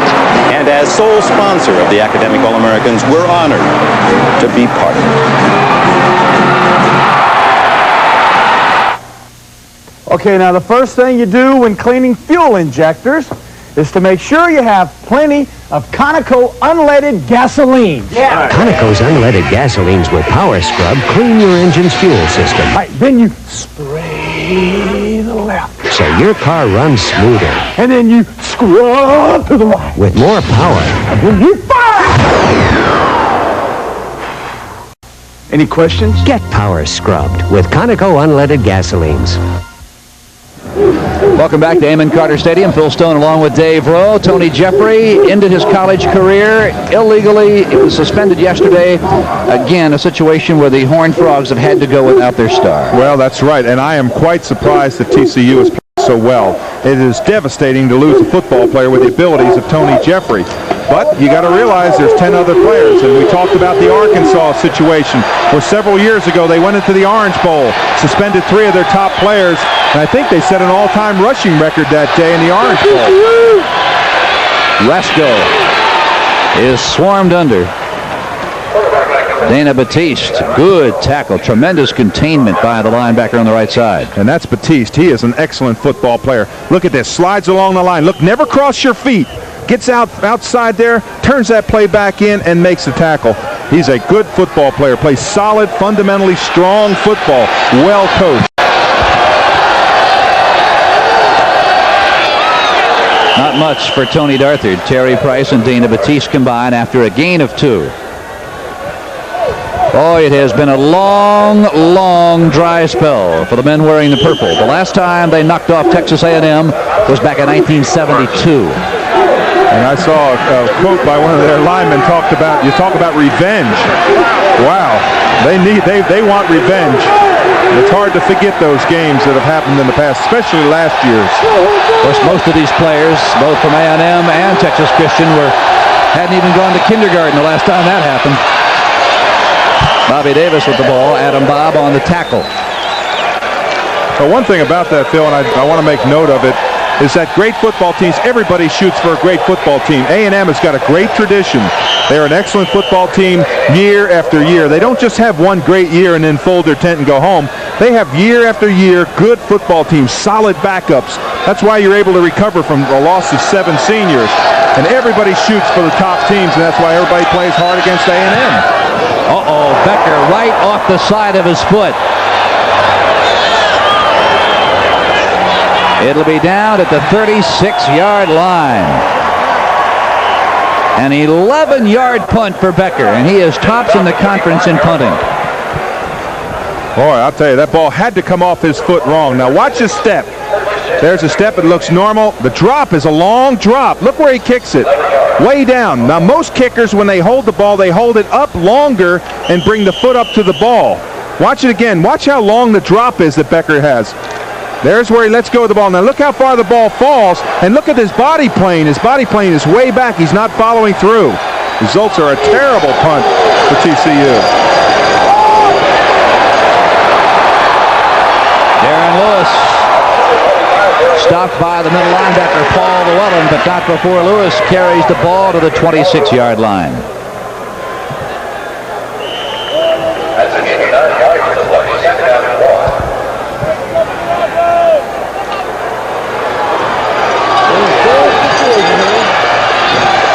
The Aggies coming into the ball game ranked 6th in total offense in the Southwest Conference. It appears as if Stump is audibilizing.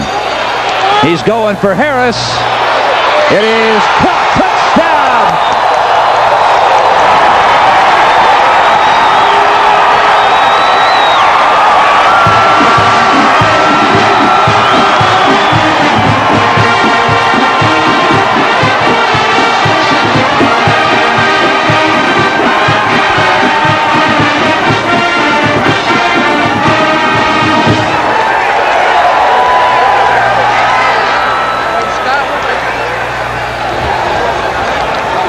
Scott Slater will try and make it a 17-14 ball game, and he does it. Phil, when you have a great player like Rod Harris at wide receiver who can get open anytime in one-on-one coverage, it's tough. Stump lays it up there. It's John Booty he beats. Just a great concentration on the ball.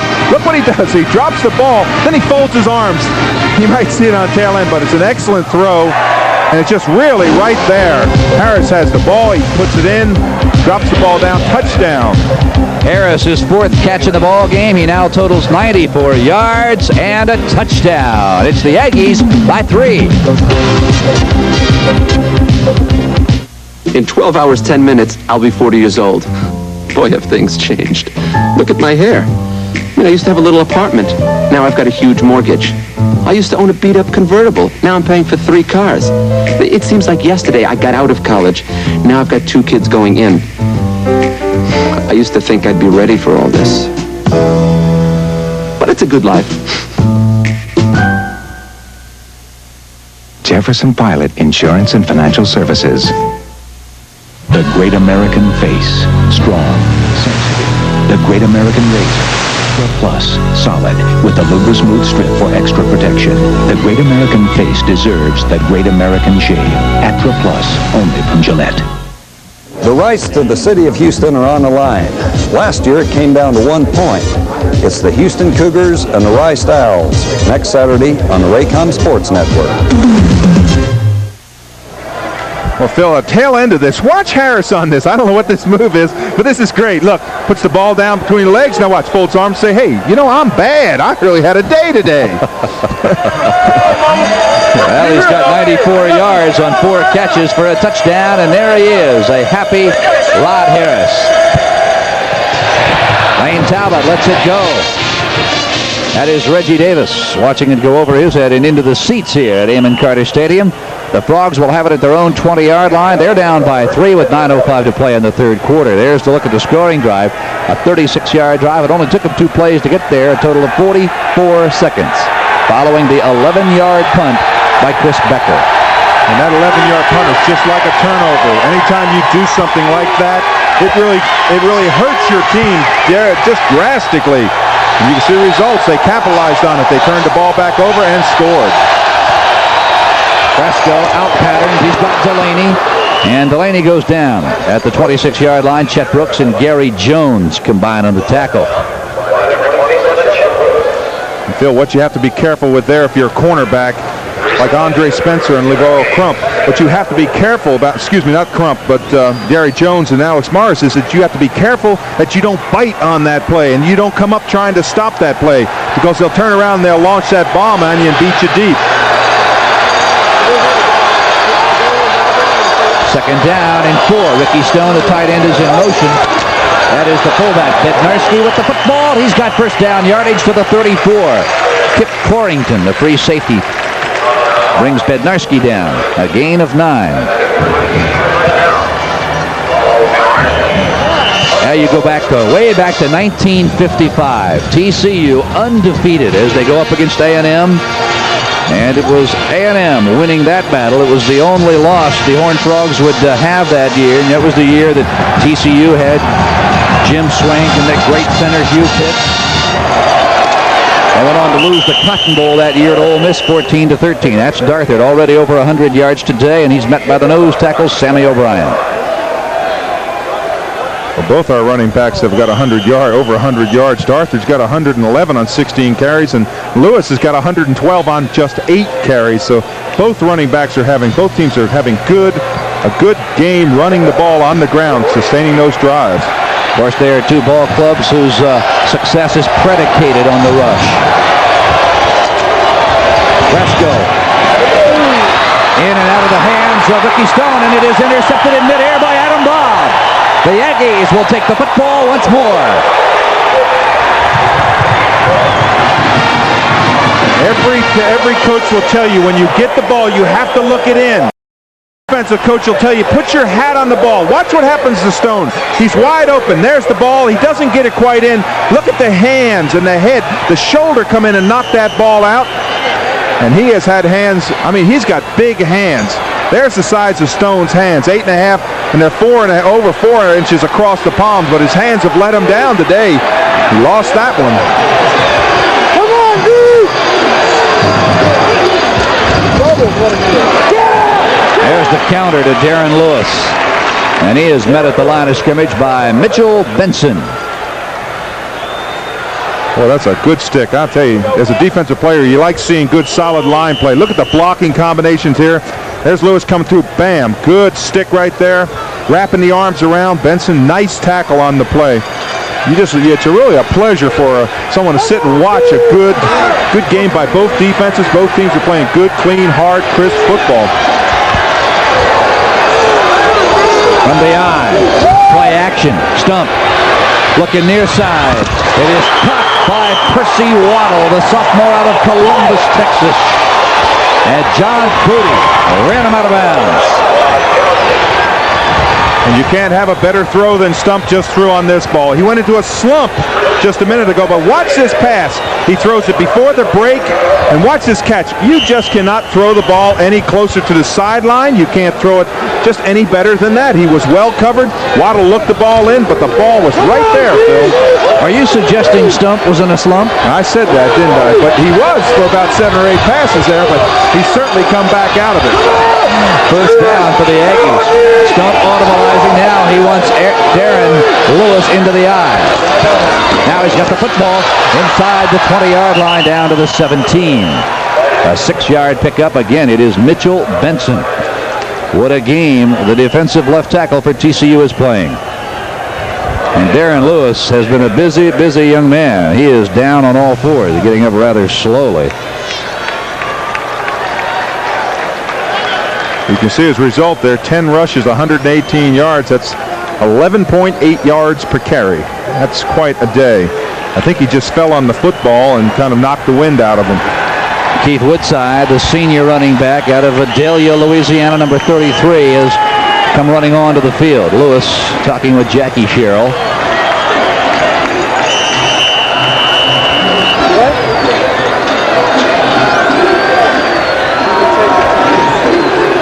Now you see the shadow of the upper deck here at Amon Carter Stadium beginning to creep over the playing field.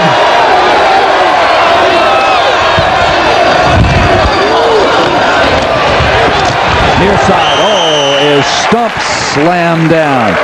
Andre Spencer, the left cornerback, wasn't fooled for a second. No, he wasn't, and Llewellyn was in there too. Llewellyn slides along the line.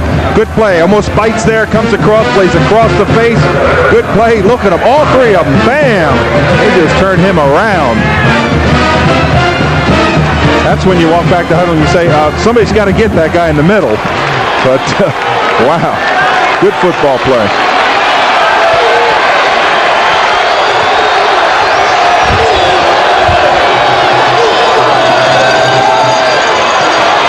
plenty of time. Unload, close tip, and it is almost intercepted. Philando Newton, about 6 inches away from his 8th interception of the year. Boy, that was awfully close. Newton almost caught this ball on the run, and if he had, he would have gone a long way. The ball is batted up there. Now watch Newton. He's number 1. Look how close he is. He just about catches that thing in stride. Now we'll see the ball get tipped right there. That's Llewellyn. And there comes Newton into the game, into the play. He almost comes down with that ball. Slater trying to add to the Aggies' count, and he does from 34 yards out. Scott Slater, he has hit his second field goal of the afternoon. Stops the clock with 5:31 to play, and it's the Aggies now by 6 over the Horned Frogs.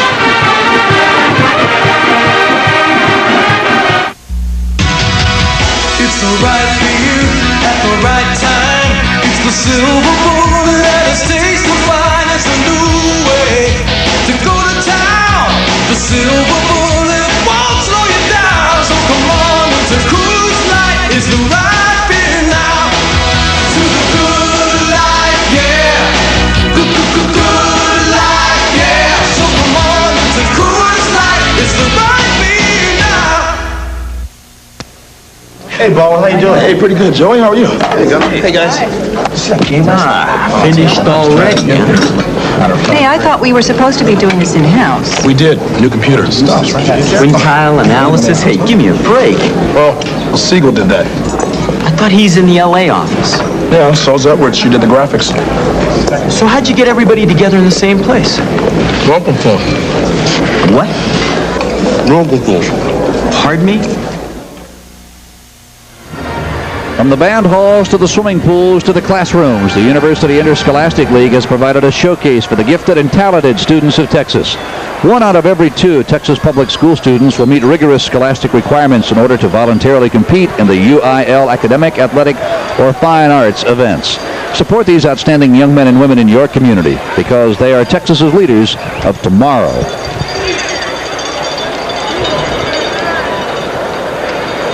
Wayne Talbot, who handles the kickoff duties for Jackie Sherrill. Scott Slater handles all of the kicks that score points. That's right. One has a leg for distance, one has a leg for accuracy. Frogs may have a return here from 3 yards out. It is Rodney Higgs, and he's coming. And shouldn't have.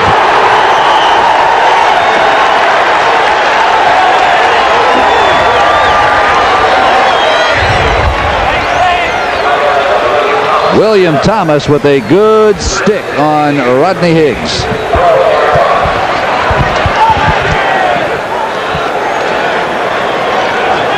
For the Aggies, tremendous kick coverage.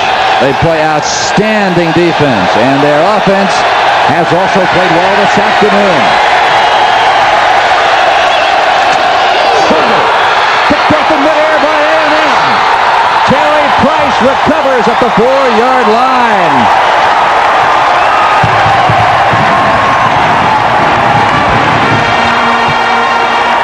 What a shot. Watch John Roper on this play. I think it was John Roper who dove in there. Watch 83. That's John Roper. Now we do have a flag, but maybe we can see it. Look right here. Bam! There's the ball flying out. There was a flag on the play. You may have to see what that call is. Oh, boy. Now, Jackie Sherrill wants an explanation. They are bringing the ball back to TCU.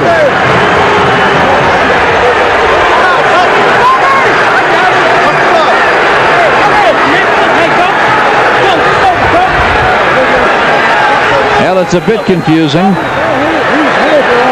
TCU. The penalty occurred after the ball was picked off by A&M. They will retain possession. I did not see any indication by the officials as to what the penalty was. I didn't see it either. I looked at the play, and I think it was something that happened after he came off the sideline. We may have to get a ruling from the official as to what happened, but they are going to let A&M, they're going to let them keep the ball, but they marched off a big penalty. And out is being announced over the PA system. Unsportsmanlike conduct. I did not see any indication by the referee. From the I formation, the Aggies with a chance to perhaps blow this one open. Stump rolling into the sunshine, lets it fly, and it is intercepted by Booty. A flag is down. A flag is down in the end zone.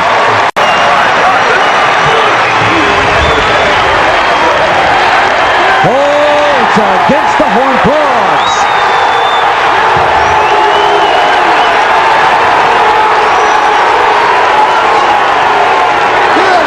Wow. John Booty is playing this ball all the way. He's zeroed in on, you can see Jim Wacker there. He's upset just like Jackie Sherrill was on the last play. He's upset on this play. It looked as if Booty had played the ball just perfectly. The last second they threw a flag and they called pass interference against him.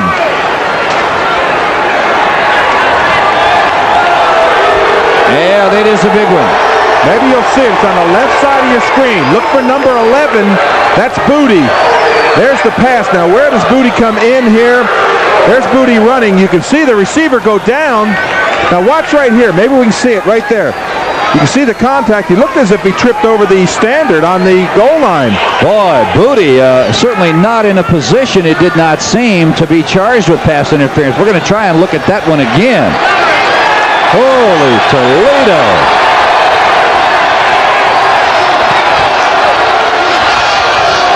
It is first and goal. Darren Lewis. He is met head-on by Floyd Terrell and Philando Newton. Take a look and you be the judge at home.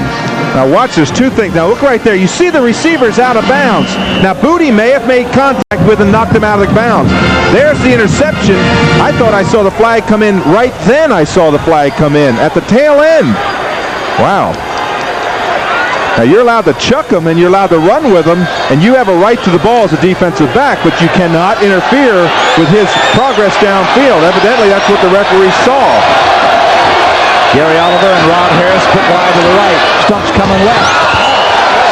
And it is complete, intended for Percy Waddle. Exceptional coverage by John Booty at the goal line. Stump looking for yet another interference call, and he won't get it. A flag is down way across the field at the 8, and I think it's going to be against the Aggies. At least that's what Andre Spencer, the left corner, is saying. Illegal motion against him. The Booty came back and played that ball well, but we're having a flag day out here. Oh, boy. This isn't Flag Day, is it? What day's Flag Day? No, that's Memorial Day. I know that.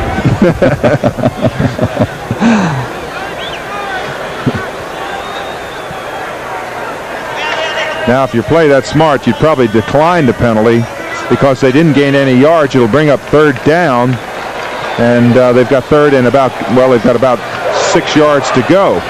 If they can stop him here, hold him to a field goal try, it'd be a big boost for TCU. Boy, a year ago, Jackie Sherrill's Aggies humiliated Jim Wacker's Horned Frogs to the tune of 74-10.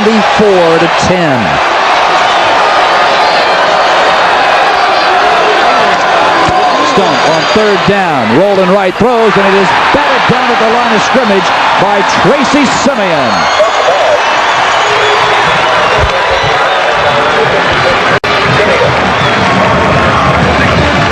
When you have big linemen in your face like number 56 Simeon, he puts the hands up. It's like throwing through the woods. Look how high he is. That's not the fault of Stump. He had his wide receiver open. It looked as if it hit him right in the face mask. Kind of like putting your head on the ball. Scott Slater from 23 yards out. A chance to go 3 for 3 on the afternoon. And yes, he has gotten the job done. 4:19 to play in the third period. It has been all A&M in the second half. They have now moved out in front of the Horned Frogs, 23-14.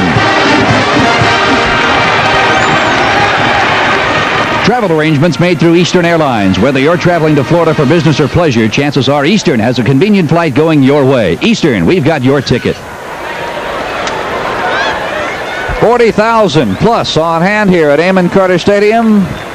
Not a cloud in the sky over Fort Worth, Texas. A beautiful afternoon for college football. Of course, I don't think Jim Wacker and the Horned Frogs would agree with how gorgeous this afternoon is at this juncture of the ball game. No, they won't. One thing I wanted to make mention about A&M. Well, maybe we have a final score come up here. Someone just. Now this score just in, the ball game is over, and Penn State is upset. The 7th-ranked Fighting Irish 21-20. Notre Dame missed a 2-point conversion with less than 20 seconds remaining in that ball game. And you have to give credit to Lou Holtz for trying for 2 points. You don't play to tie in this league. You play to win. And he tried to win with 30 seconds left, went for the 2 points. They were stopped and Penn State won.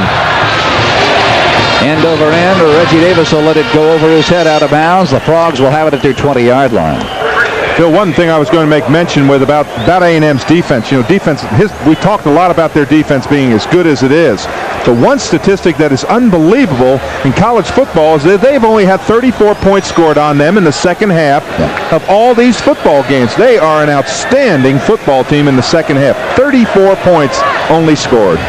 Yeah, when you take that and average that out over 9 games, that is allowing your opponents 3.5 points a ball game in the second half. And that gets down to one thing, conditioning.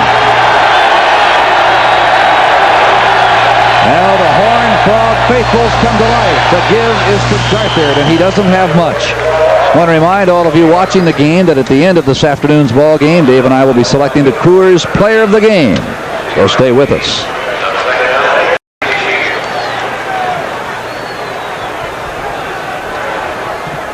A gain of 2 for Darthard. He moved the ball out over the 22-yard line. But Dave, you talk about how stingy the Aggies defense has been in the second half. How about in the fourth quarter?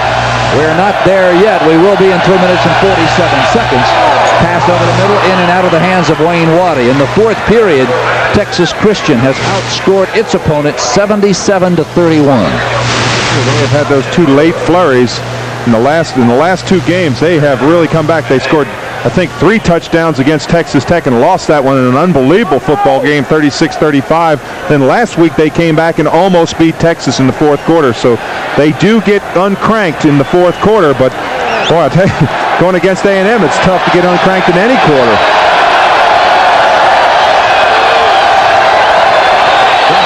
There's the inside pitch. It's to Tony Darthard.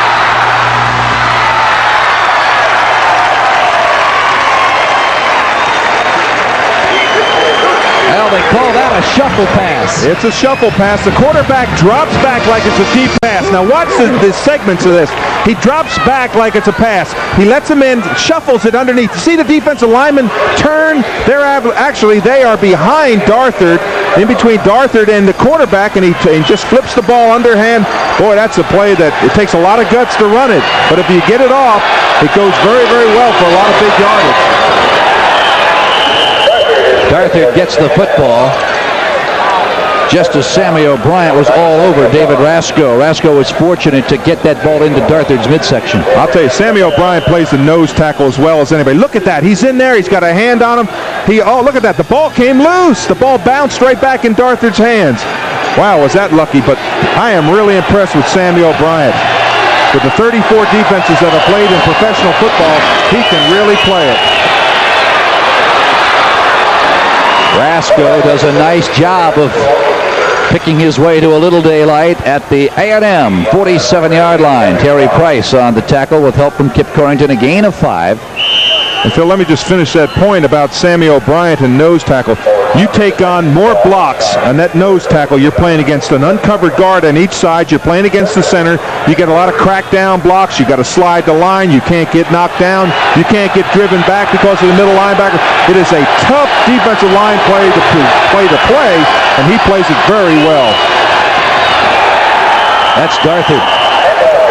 And I'll tell you what, Rob Adams and Jeff Hopkins are having a heck of a time trying to contain O'Bryant, Price, and Aaron Wallace.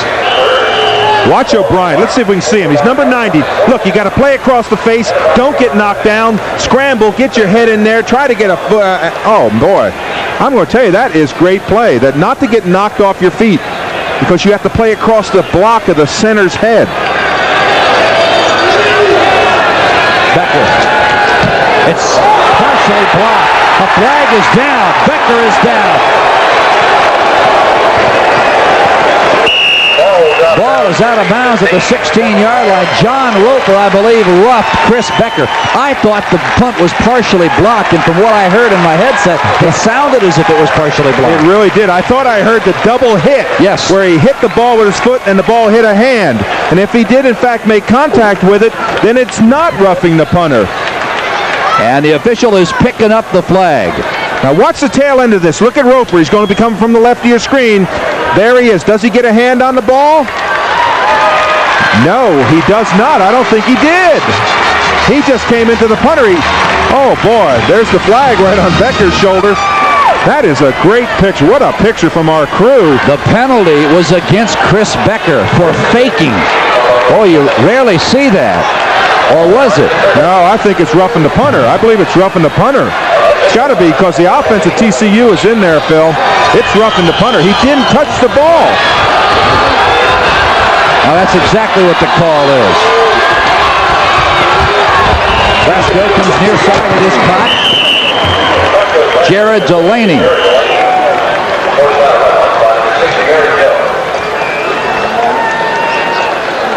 I want to point out great concentration there by Gary Jones, the left cornerback, who's guarding Delaney on that play. He's had 5 or 6 out patterns where the receiver just goes down about 6-7 yards and curls out and catches that ball. But he's disciplined where he doesn't bite on it because Delaney will turn that thing up and he's beat deep if he does.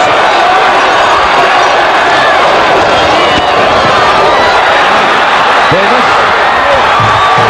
takes checkbooks on head-on and knocks him down at the 17-yard line. So a roughing the punter call against John Roper has given the Frogs life here with 1:39 remaining in the third quarter.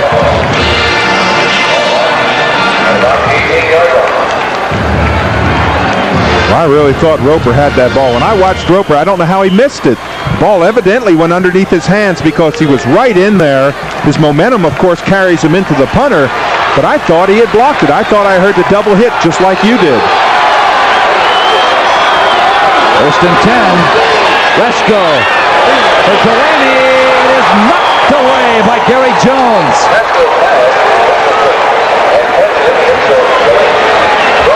Delaney had a step and a half on Jones. Rasco's pass about a yard short. Concentration is the name of the game. And now watch this. Gary Jones, I just said he didn't bite on the up pattern. Watch this play. One hand high to knock it back. Delaney is right behind him. What an excellent play by that cornerback. Wayne Waddy, the bottom of your screen. He's one up on Gary Jones. There's the triple pass. It's Duggard to the 6-yard line. Vessel Jackson takes him down.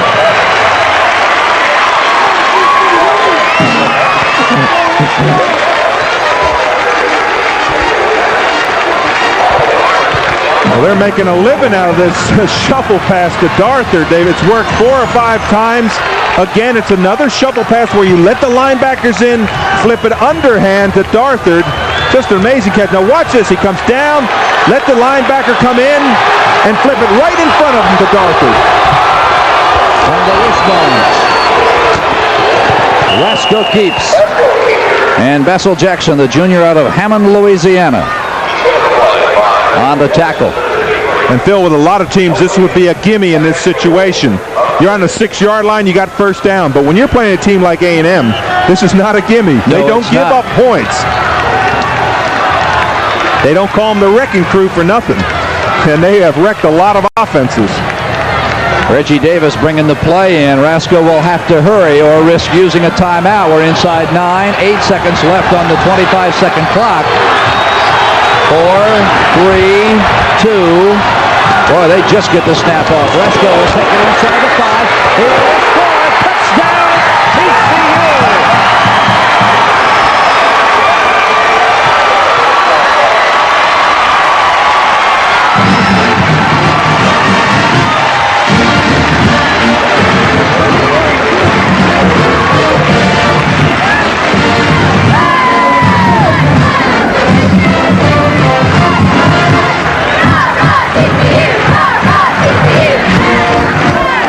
Talk Talk about cutting it close. Rasco had 1 second left on the 25-second clock.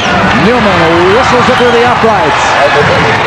And touches Christian right back in this one with 22 seconds remaining in the third period. It's A&M over the Horned Frogs by 2. And Rasco makes a good decision on this play. Down the line. Look there. There's the option. Now he sees the slant. Right there he makes a good move. Lowers his shoulder, dives, and stretches that ball in.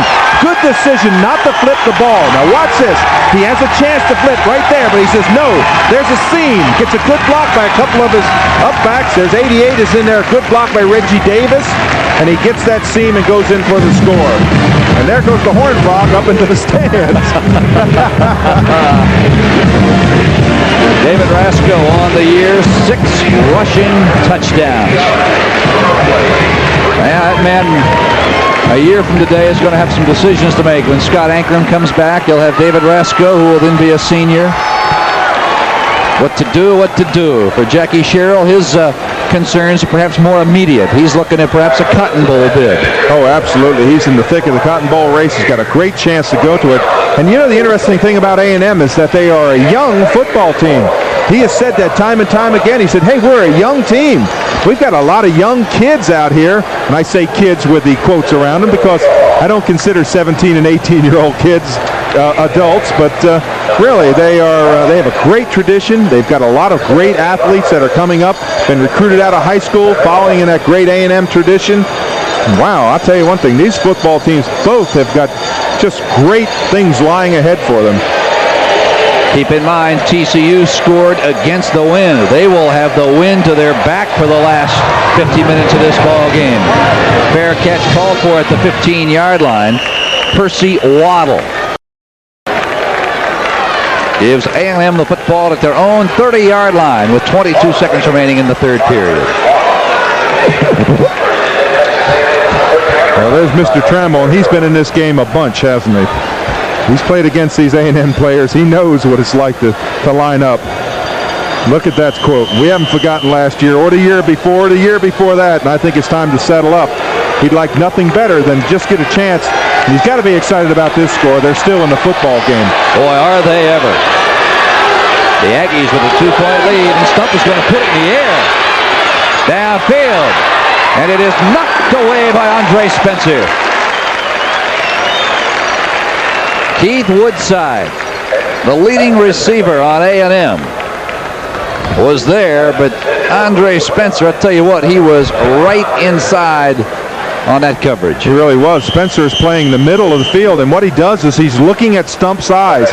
Stump has a tendency, as I see it, to kind of zero in on his wide receivers and not look off. He picked up Woodside for about 20 yards downfield. He had zeroed in on him and decided that he was going to throw it to him, and nothing was going to change his mind. That's the time remaining in the third quarter, 15 seconds. It is 2nd and 10. There's the counter. Darren Lewis, the flag is down. Lewis is on his way.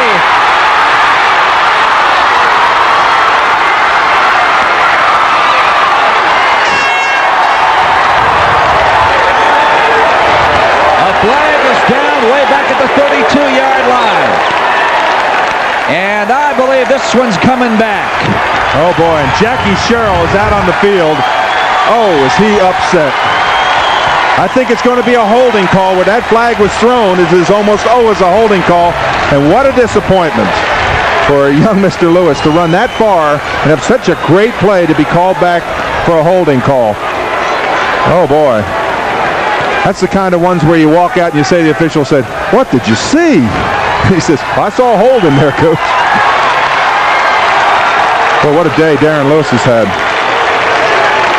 I think they didn't call a hold, they called a trip on that play. That's the signal that I saw when they put the foot behind the other one. We may be able to see this. Watch to see if somebody leg whips. Look right there now. Right there. See the left corner of your screen? You see the foot up there? That's the kick. It's a leg whip, and that evidently is what they called. See the kick right up there high?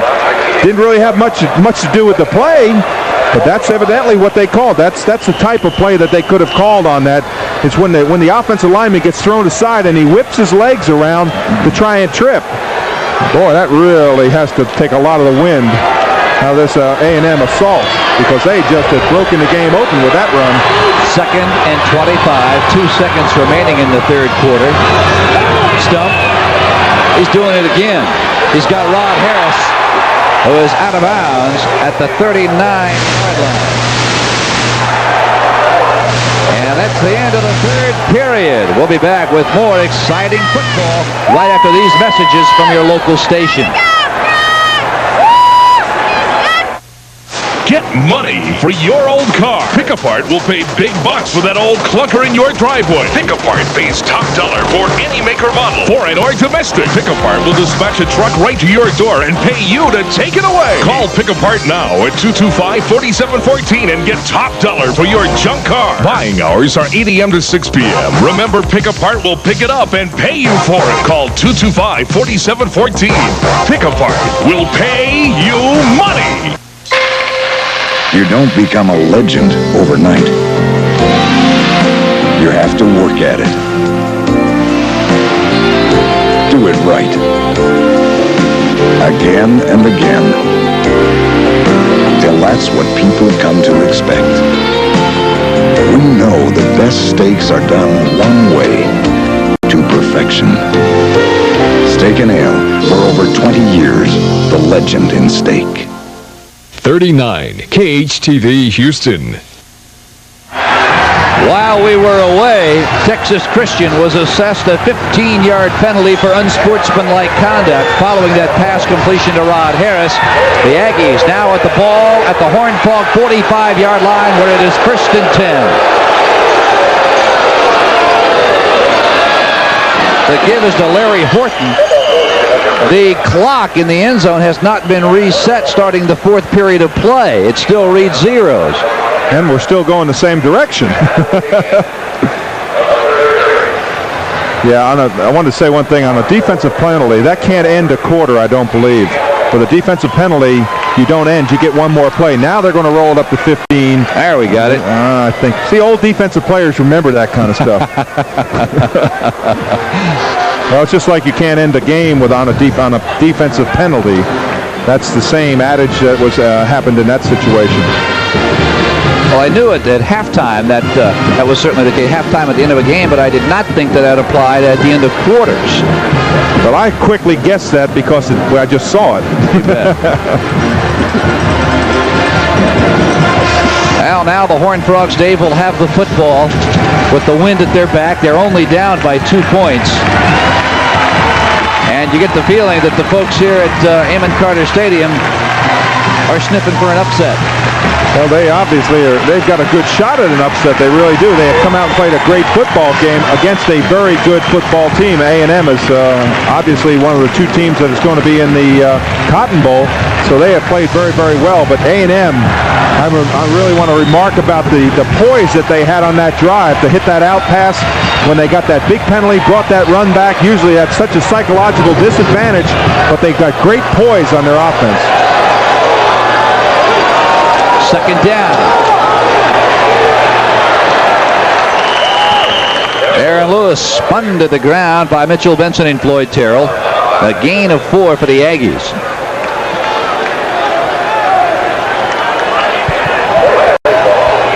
A&M, after their 6th consecutive victory, their last loss came in Lubbock, Texas, here on Raycom.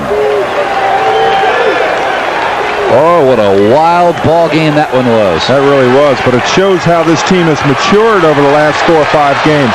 There were a lot of question marks going into that game, but there was a lot of maturity that's been developed over this last 5 or 6 games. 3rd and 5. Stump hit by Floyd Terrell. The pass intended for Larry Horton out of the backfield, but Stump has been under pressure all day long. Well, that's what you try to do to a quarterback. You try to disrupt that timing.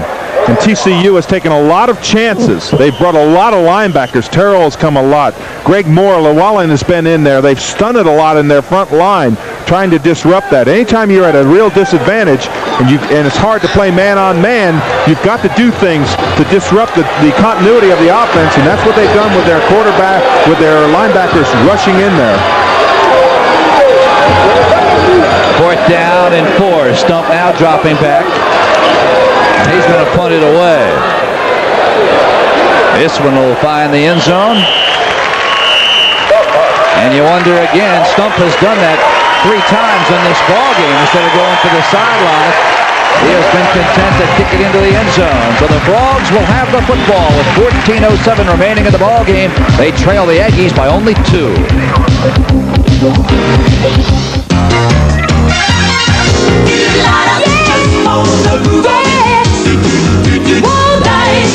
Just for the satisfaction, just for the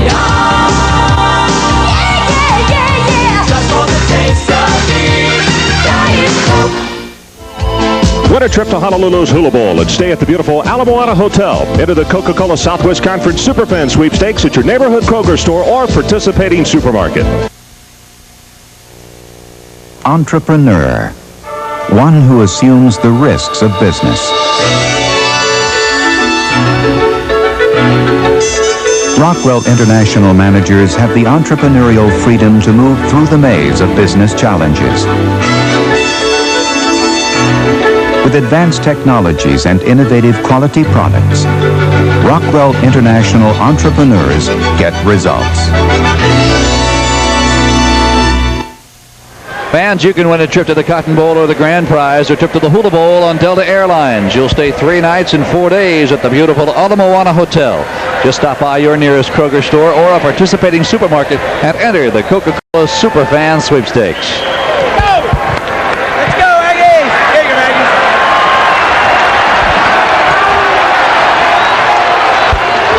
First down at the 20-yard line. Resco coming near side. He's across the 23, out near the 24.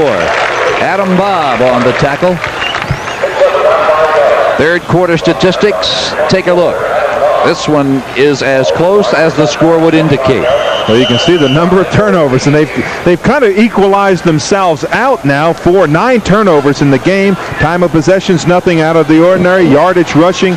It's just a good football team. A good football game by 2 good teams, both offensively and defensively.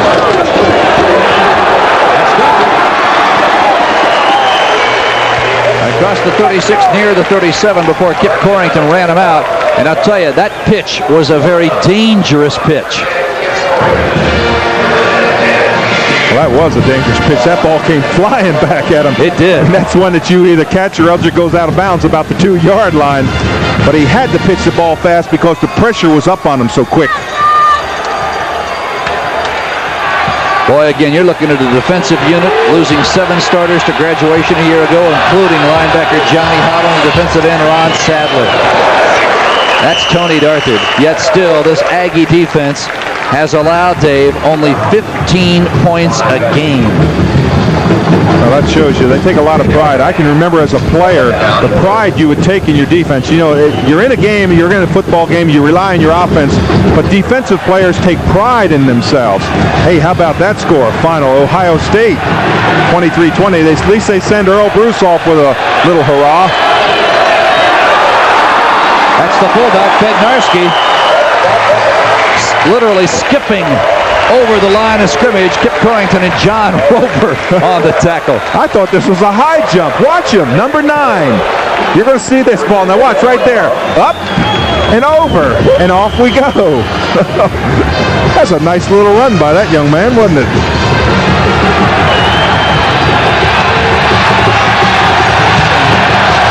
First and 10 Frogs. Resco at the 44 and no more.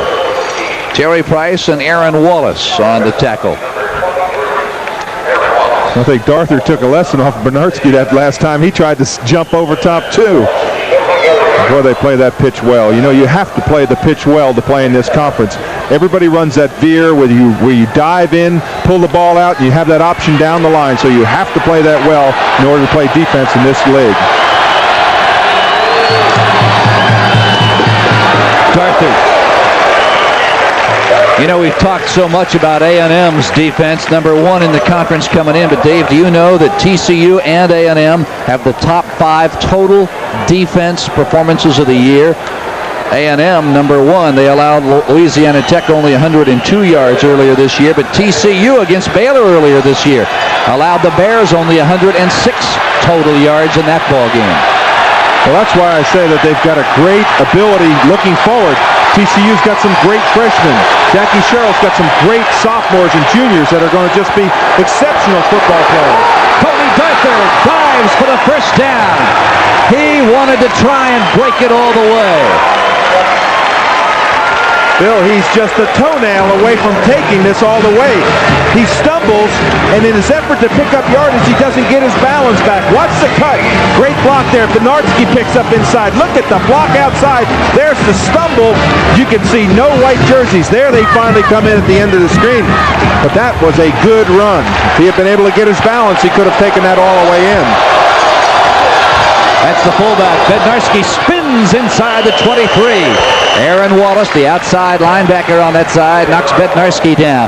Frogs now unquestionably within field goal range of Lee Newton. They are down by 2 with 10 minutes and 57 seconds remaining in the ball game. And Phil, I go back to that decision as we look at the clock there. That's in the end zone where they're going to kick. As we go back to the decision to take the wind, and that's an important factor because he's not going to be kicking into that stiff wind, which has kept up this whole game. Second down and 7. Bednarski moving the ball ever so close to the 20-yard line. Joe Johnson on the tackle. Interesting, Joe Johnson, a junior out of Miami, Florida. His uncle, Cecil Johnson, played for Jackie Sherrill at the University of Pittsburgh. Well, I'll tell you, great football coaches recruit the sons and daughters and the sons and the cousins and the relatives of the great football players. You don't forget where those bloodlines go. Well, some players might recruit the daughters. Well, they'll bring in the guys. 10:02 to play in the ball game. And now the Frogs want to talk it over. So the clock is stopped. Here comes Rasco to meet Jim Wackett. 10:01 remaining in this game. It's A&M by 2.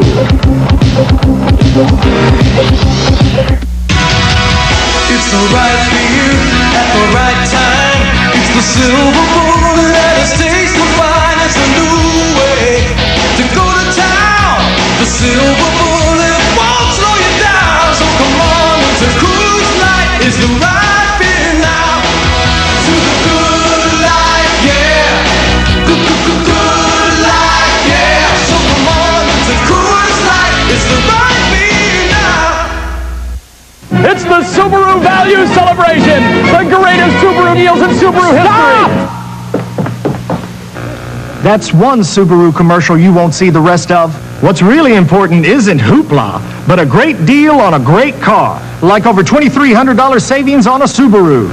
For example, you can get a 1987 GL station wagon for only $98.94 during the red-hot red tag sale at your Subaru dealer. Test drive a new Subaru today at one of your nearby Texas Subaru dealers. Coming into this ball game, the Horned Frogs had averaged 300 yards rushing. Without Tony Jeffrey today, already they have 223. And Tony Darthard, what an afternoon. Well, you had to expect someone to pick up the slack, and it had to be Darthard. He has had great yardage. He was averaging over 6 yards per carry, and Darthard's got 151 yards rushing today. He has definitely been the one who has picked up the slack in the loss of Tony Jeffrey. Tony Darthard, his biggest output of the year, came a few weeks ago at Rice, where he gained 181 yards. Now the Frogs from the wishbone. Here's Davis.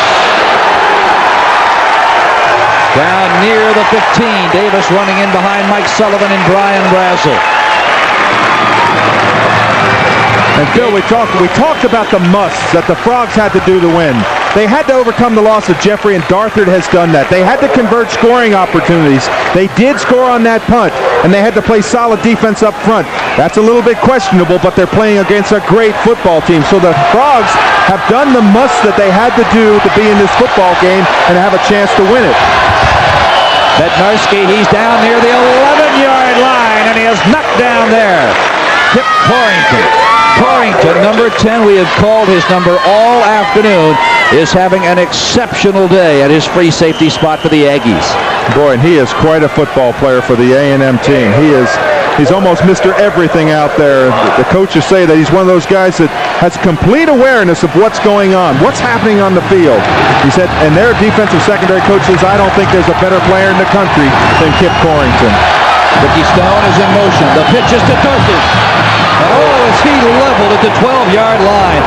Joe Johnson, the junior outside linebacker, he backs up John Roper. Boy, did he meet Darthard head on. You want to see what it's like to play. This is it. When you take that ball and you turn that corner, and all of a sudden you take a shot like that. And watch him. The first thing hits is the back of his jersey. What a hit. That is a great football stick. Joe Johnson with the initial hit, and then Chet Brooks finished him off. Third down now and 5. Aaron Wallace hits Darthard about the time the football got into Tony's chest. Terry Price also on the tackle. Well, those last two plays, Dave, it almost appeared as if Jackie Sherrill and company had a hold of the Horned Frogs playbook. It looked as if it did, but they played their keys well, and here comes a big field goal try. This will be the biggest field goal try of Lee Newman's year, I can promise you that, because it can give TCU a 24-23 lead. Newman has missed his last 4 attempts. He's got it. He has got it. And the Frogs have a 1-point lead with 7:54 left in the ball game.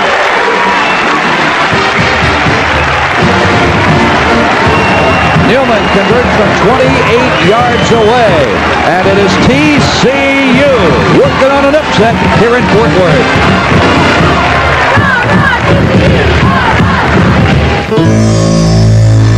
We need to find a high-yield investment without the risks. Our response, the High Yield Plus CD, a fully insured CD with a 3-month bonus rate up front. First Republic Bank. That's responsive banking. I wish we didn't have to wait on our banker when we've made our decision. Our response, First Line of Credit. Let you write yourself a loan whenever you need it. First Republic Bank. That's responsive banking. The rights to the city of Houston are on the line. Last year it came down to 1 point. It's the Houston Cougars and the Rice Owls next Saturday on the Raycom Sports Network. Jim Wacker is walking all the way down the sideline, telling anybody who will listen wearing a purple jersey, let's go take this one away. What a ball game it has been here at Amon Carter Stadium. Look at him grabbing Terrell there. Let's go, everybody. I mean, he's had such an emotional drain on him. It's hard to believe what has happened. I mean, he went from the top of the world going into this game, thinking that it might be for the Cotton Bowl. They lost last week in a crucial one. Then to lose Tony Jeffrey, the way they lost him, and the way that hurt him last year when he lost the players last year. Oh boy, he's just had the whole gauntlet of emotions this past week. Actually, the players you spoke of, they lost back in 1985. Ball is down 5 yards deep, and the Aggies will start from their own 20-yard line. And one thing you can be assured about as we watch Stump come on the field is that Jackie Sherrill has his team prepared. He is the kind of player, and I'll tell you what, Jim Wacker knows that Jackie Sherrill is the kind of football coach that has his team prepared. You don't get into a situation. Watch Jackie Sherrill's emotions. You can just see it. He's calm. Look at that. He's got total control. In his left hand, he's got his hip chart. He's not panicking in this game.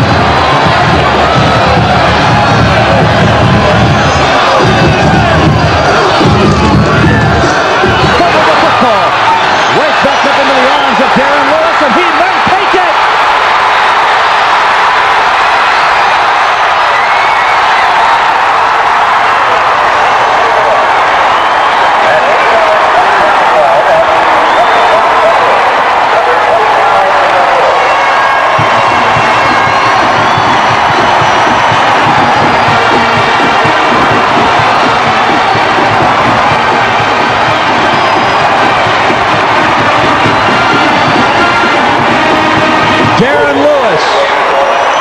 An 80-yard romp. He now has 201 yards and 2 touchdowns.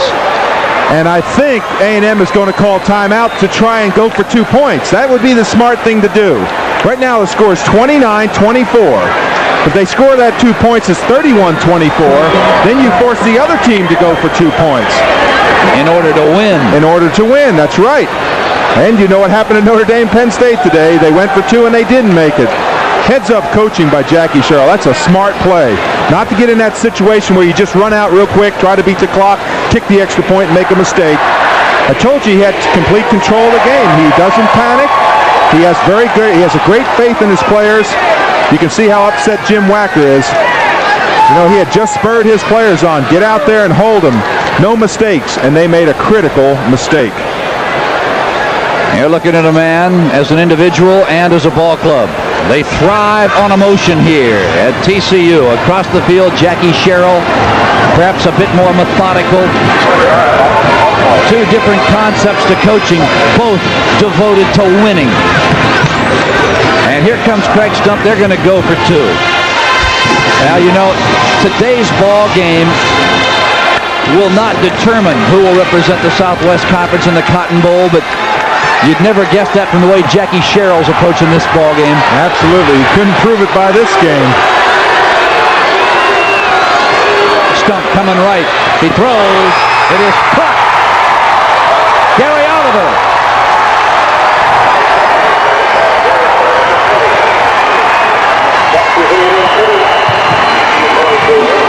And now it's the Aggies by 7. Loads of time remain here in Fort Worth. 7:41 remaining in this ball game. And the Aggies, they struck with great swiftness. They lead the Horned Frogs 31-24.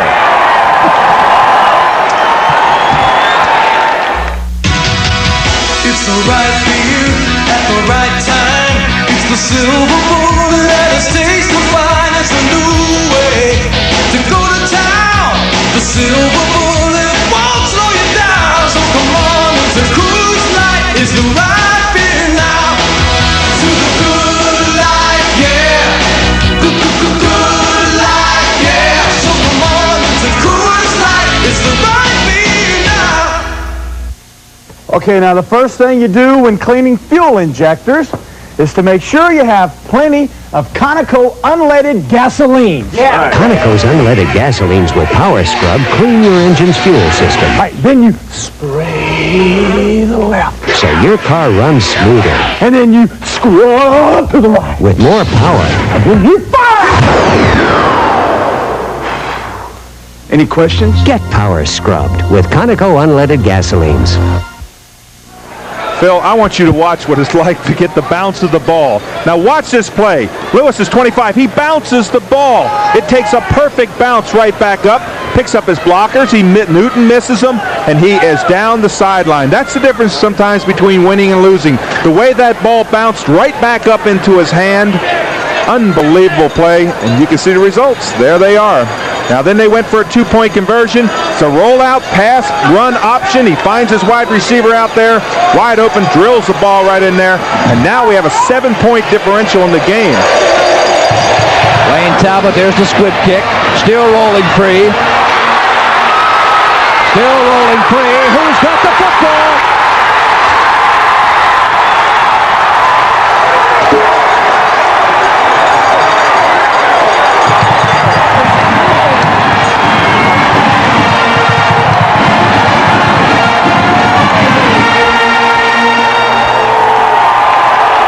William Thomas, a freshman right out of Amarillo High School in Amarillo, Texas, covered the bouncing ball. On this play, you have got to get on it if you're the receiving team. You have got to get it. Look at 21. He's just bouncing back there.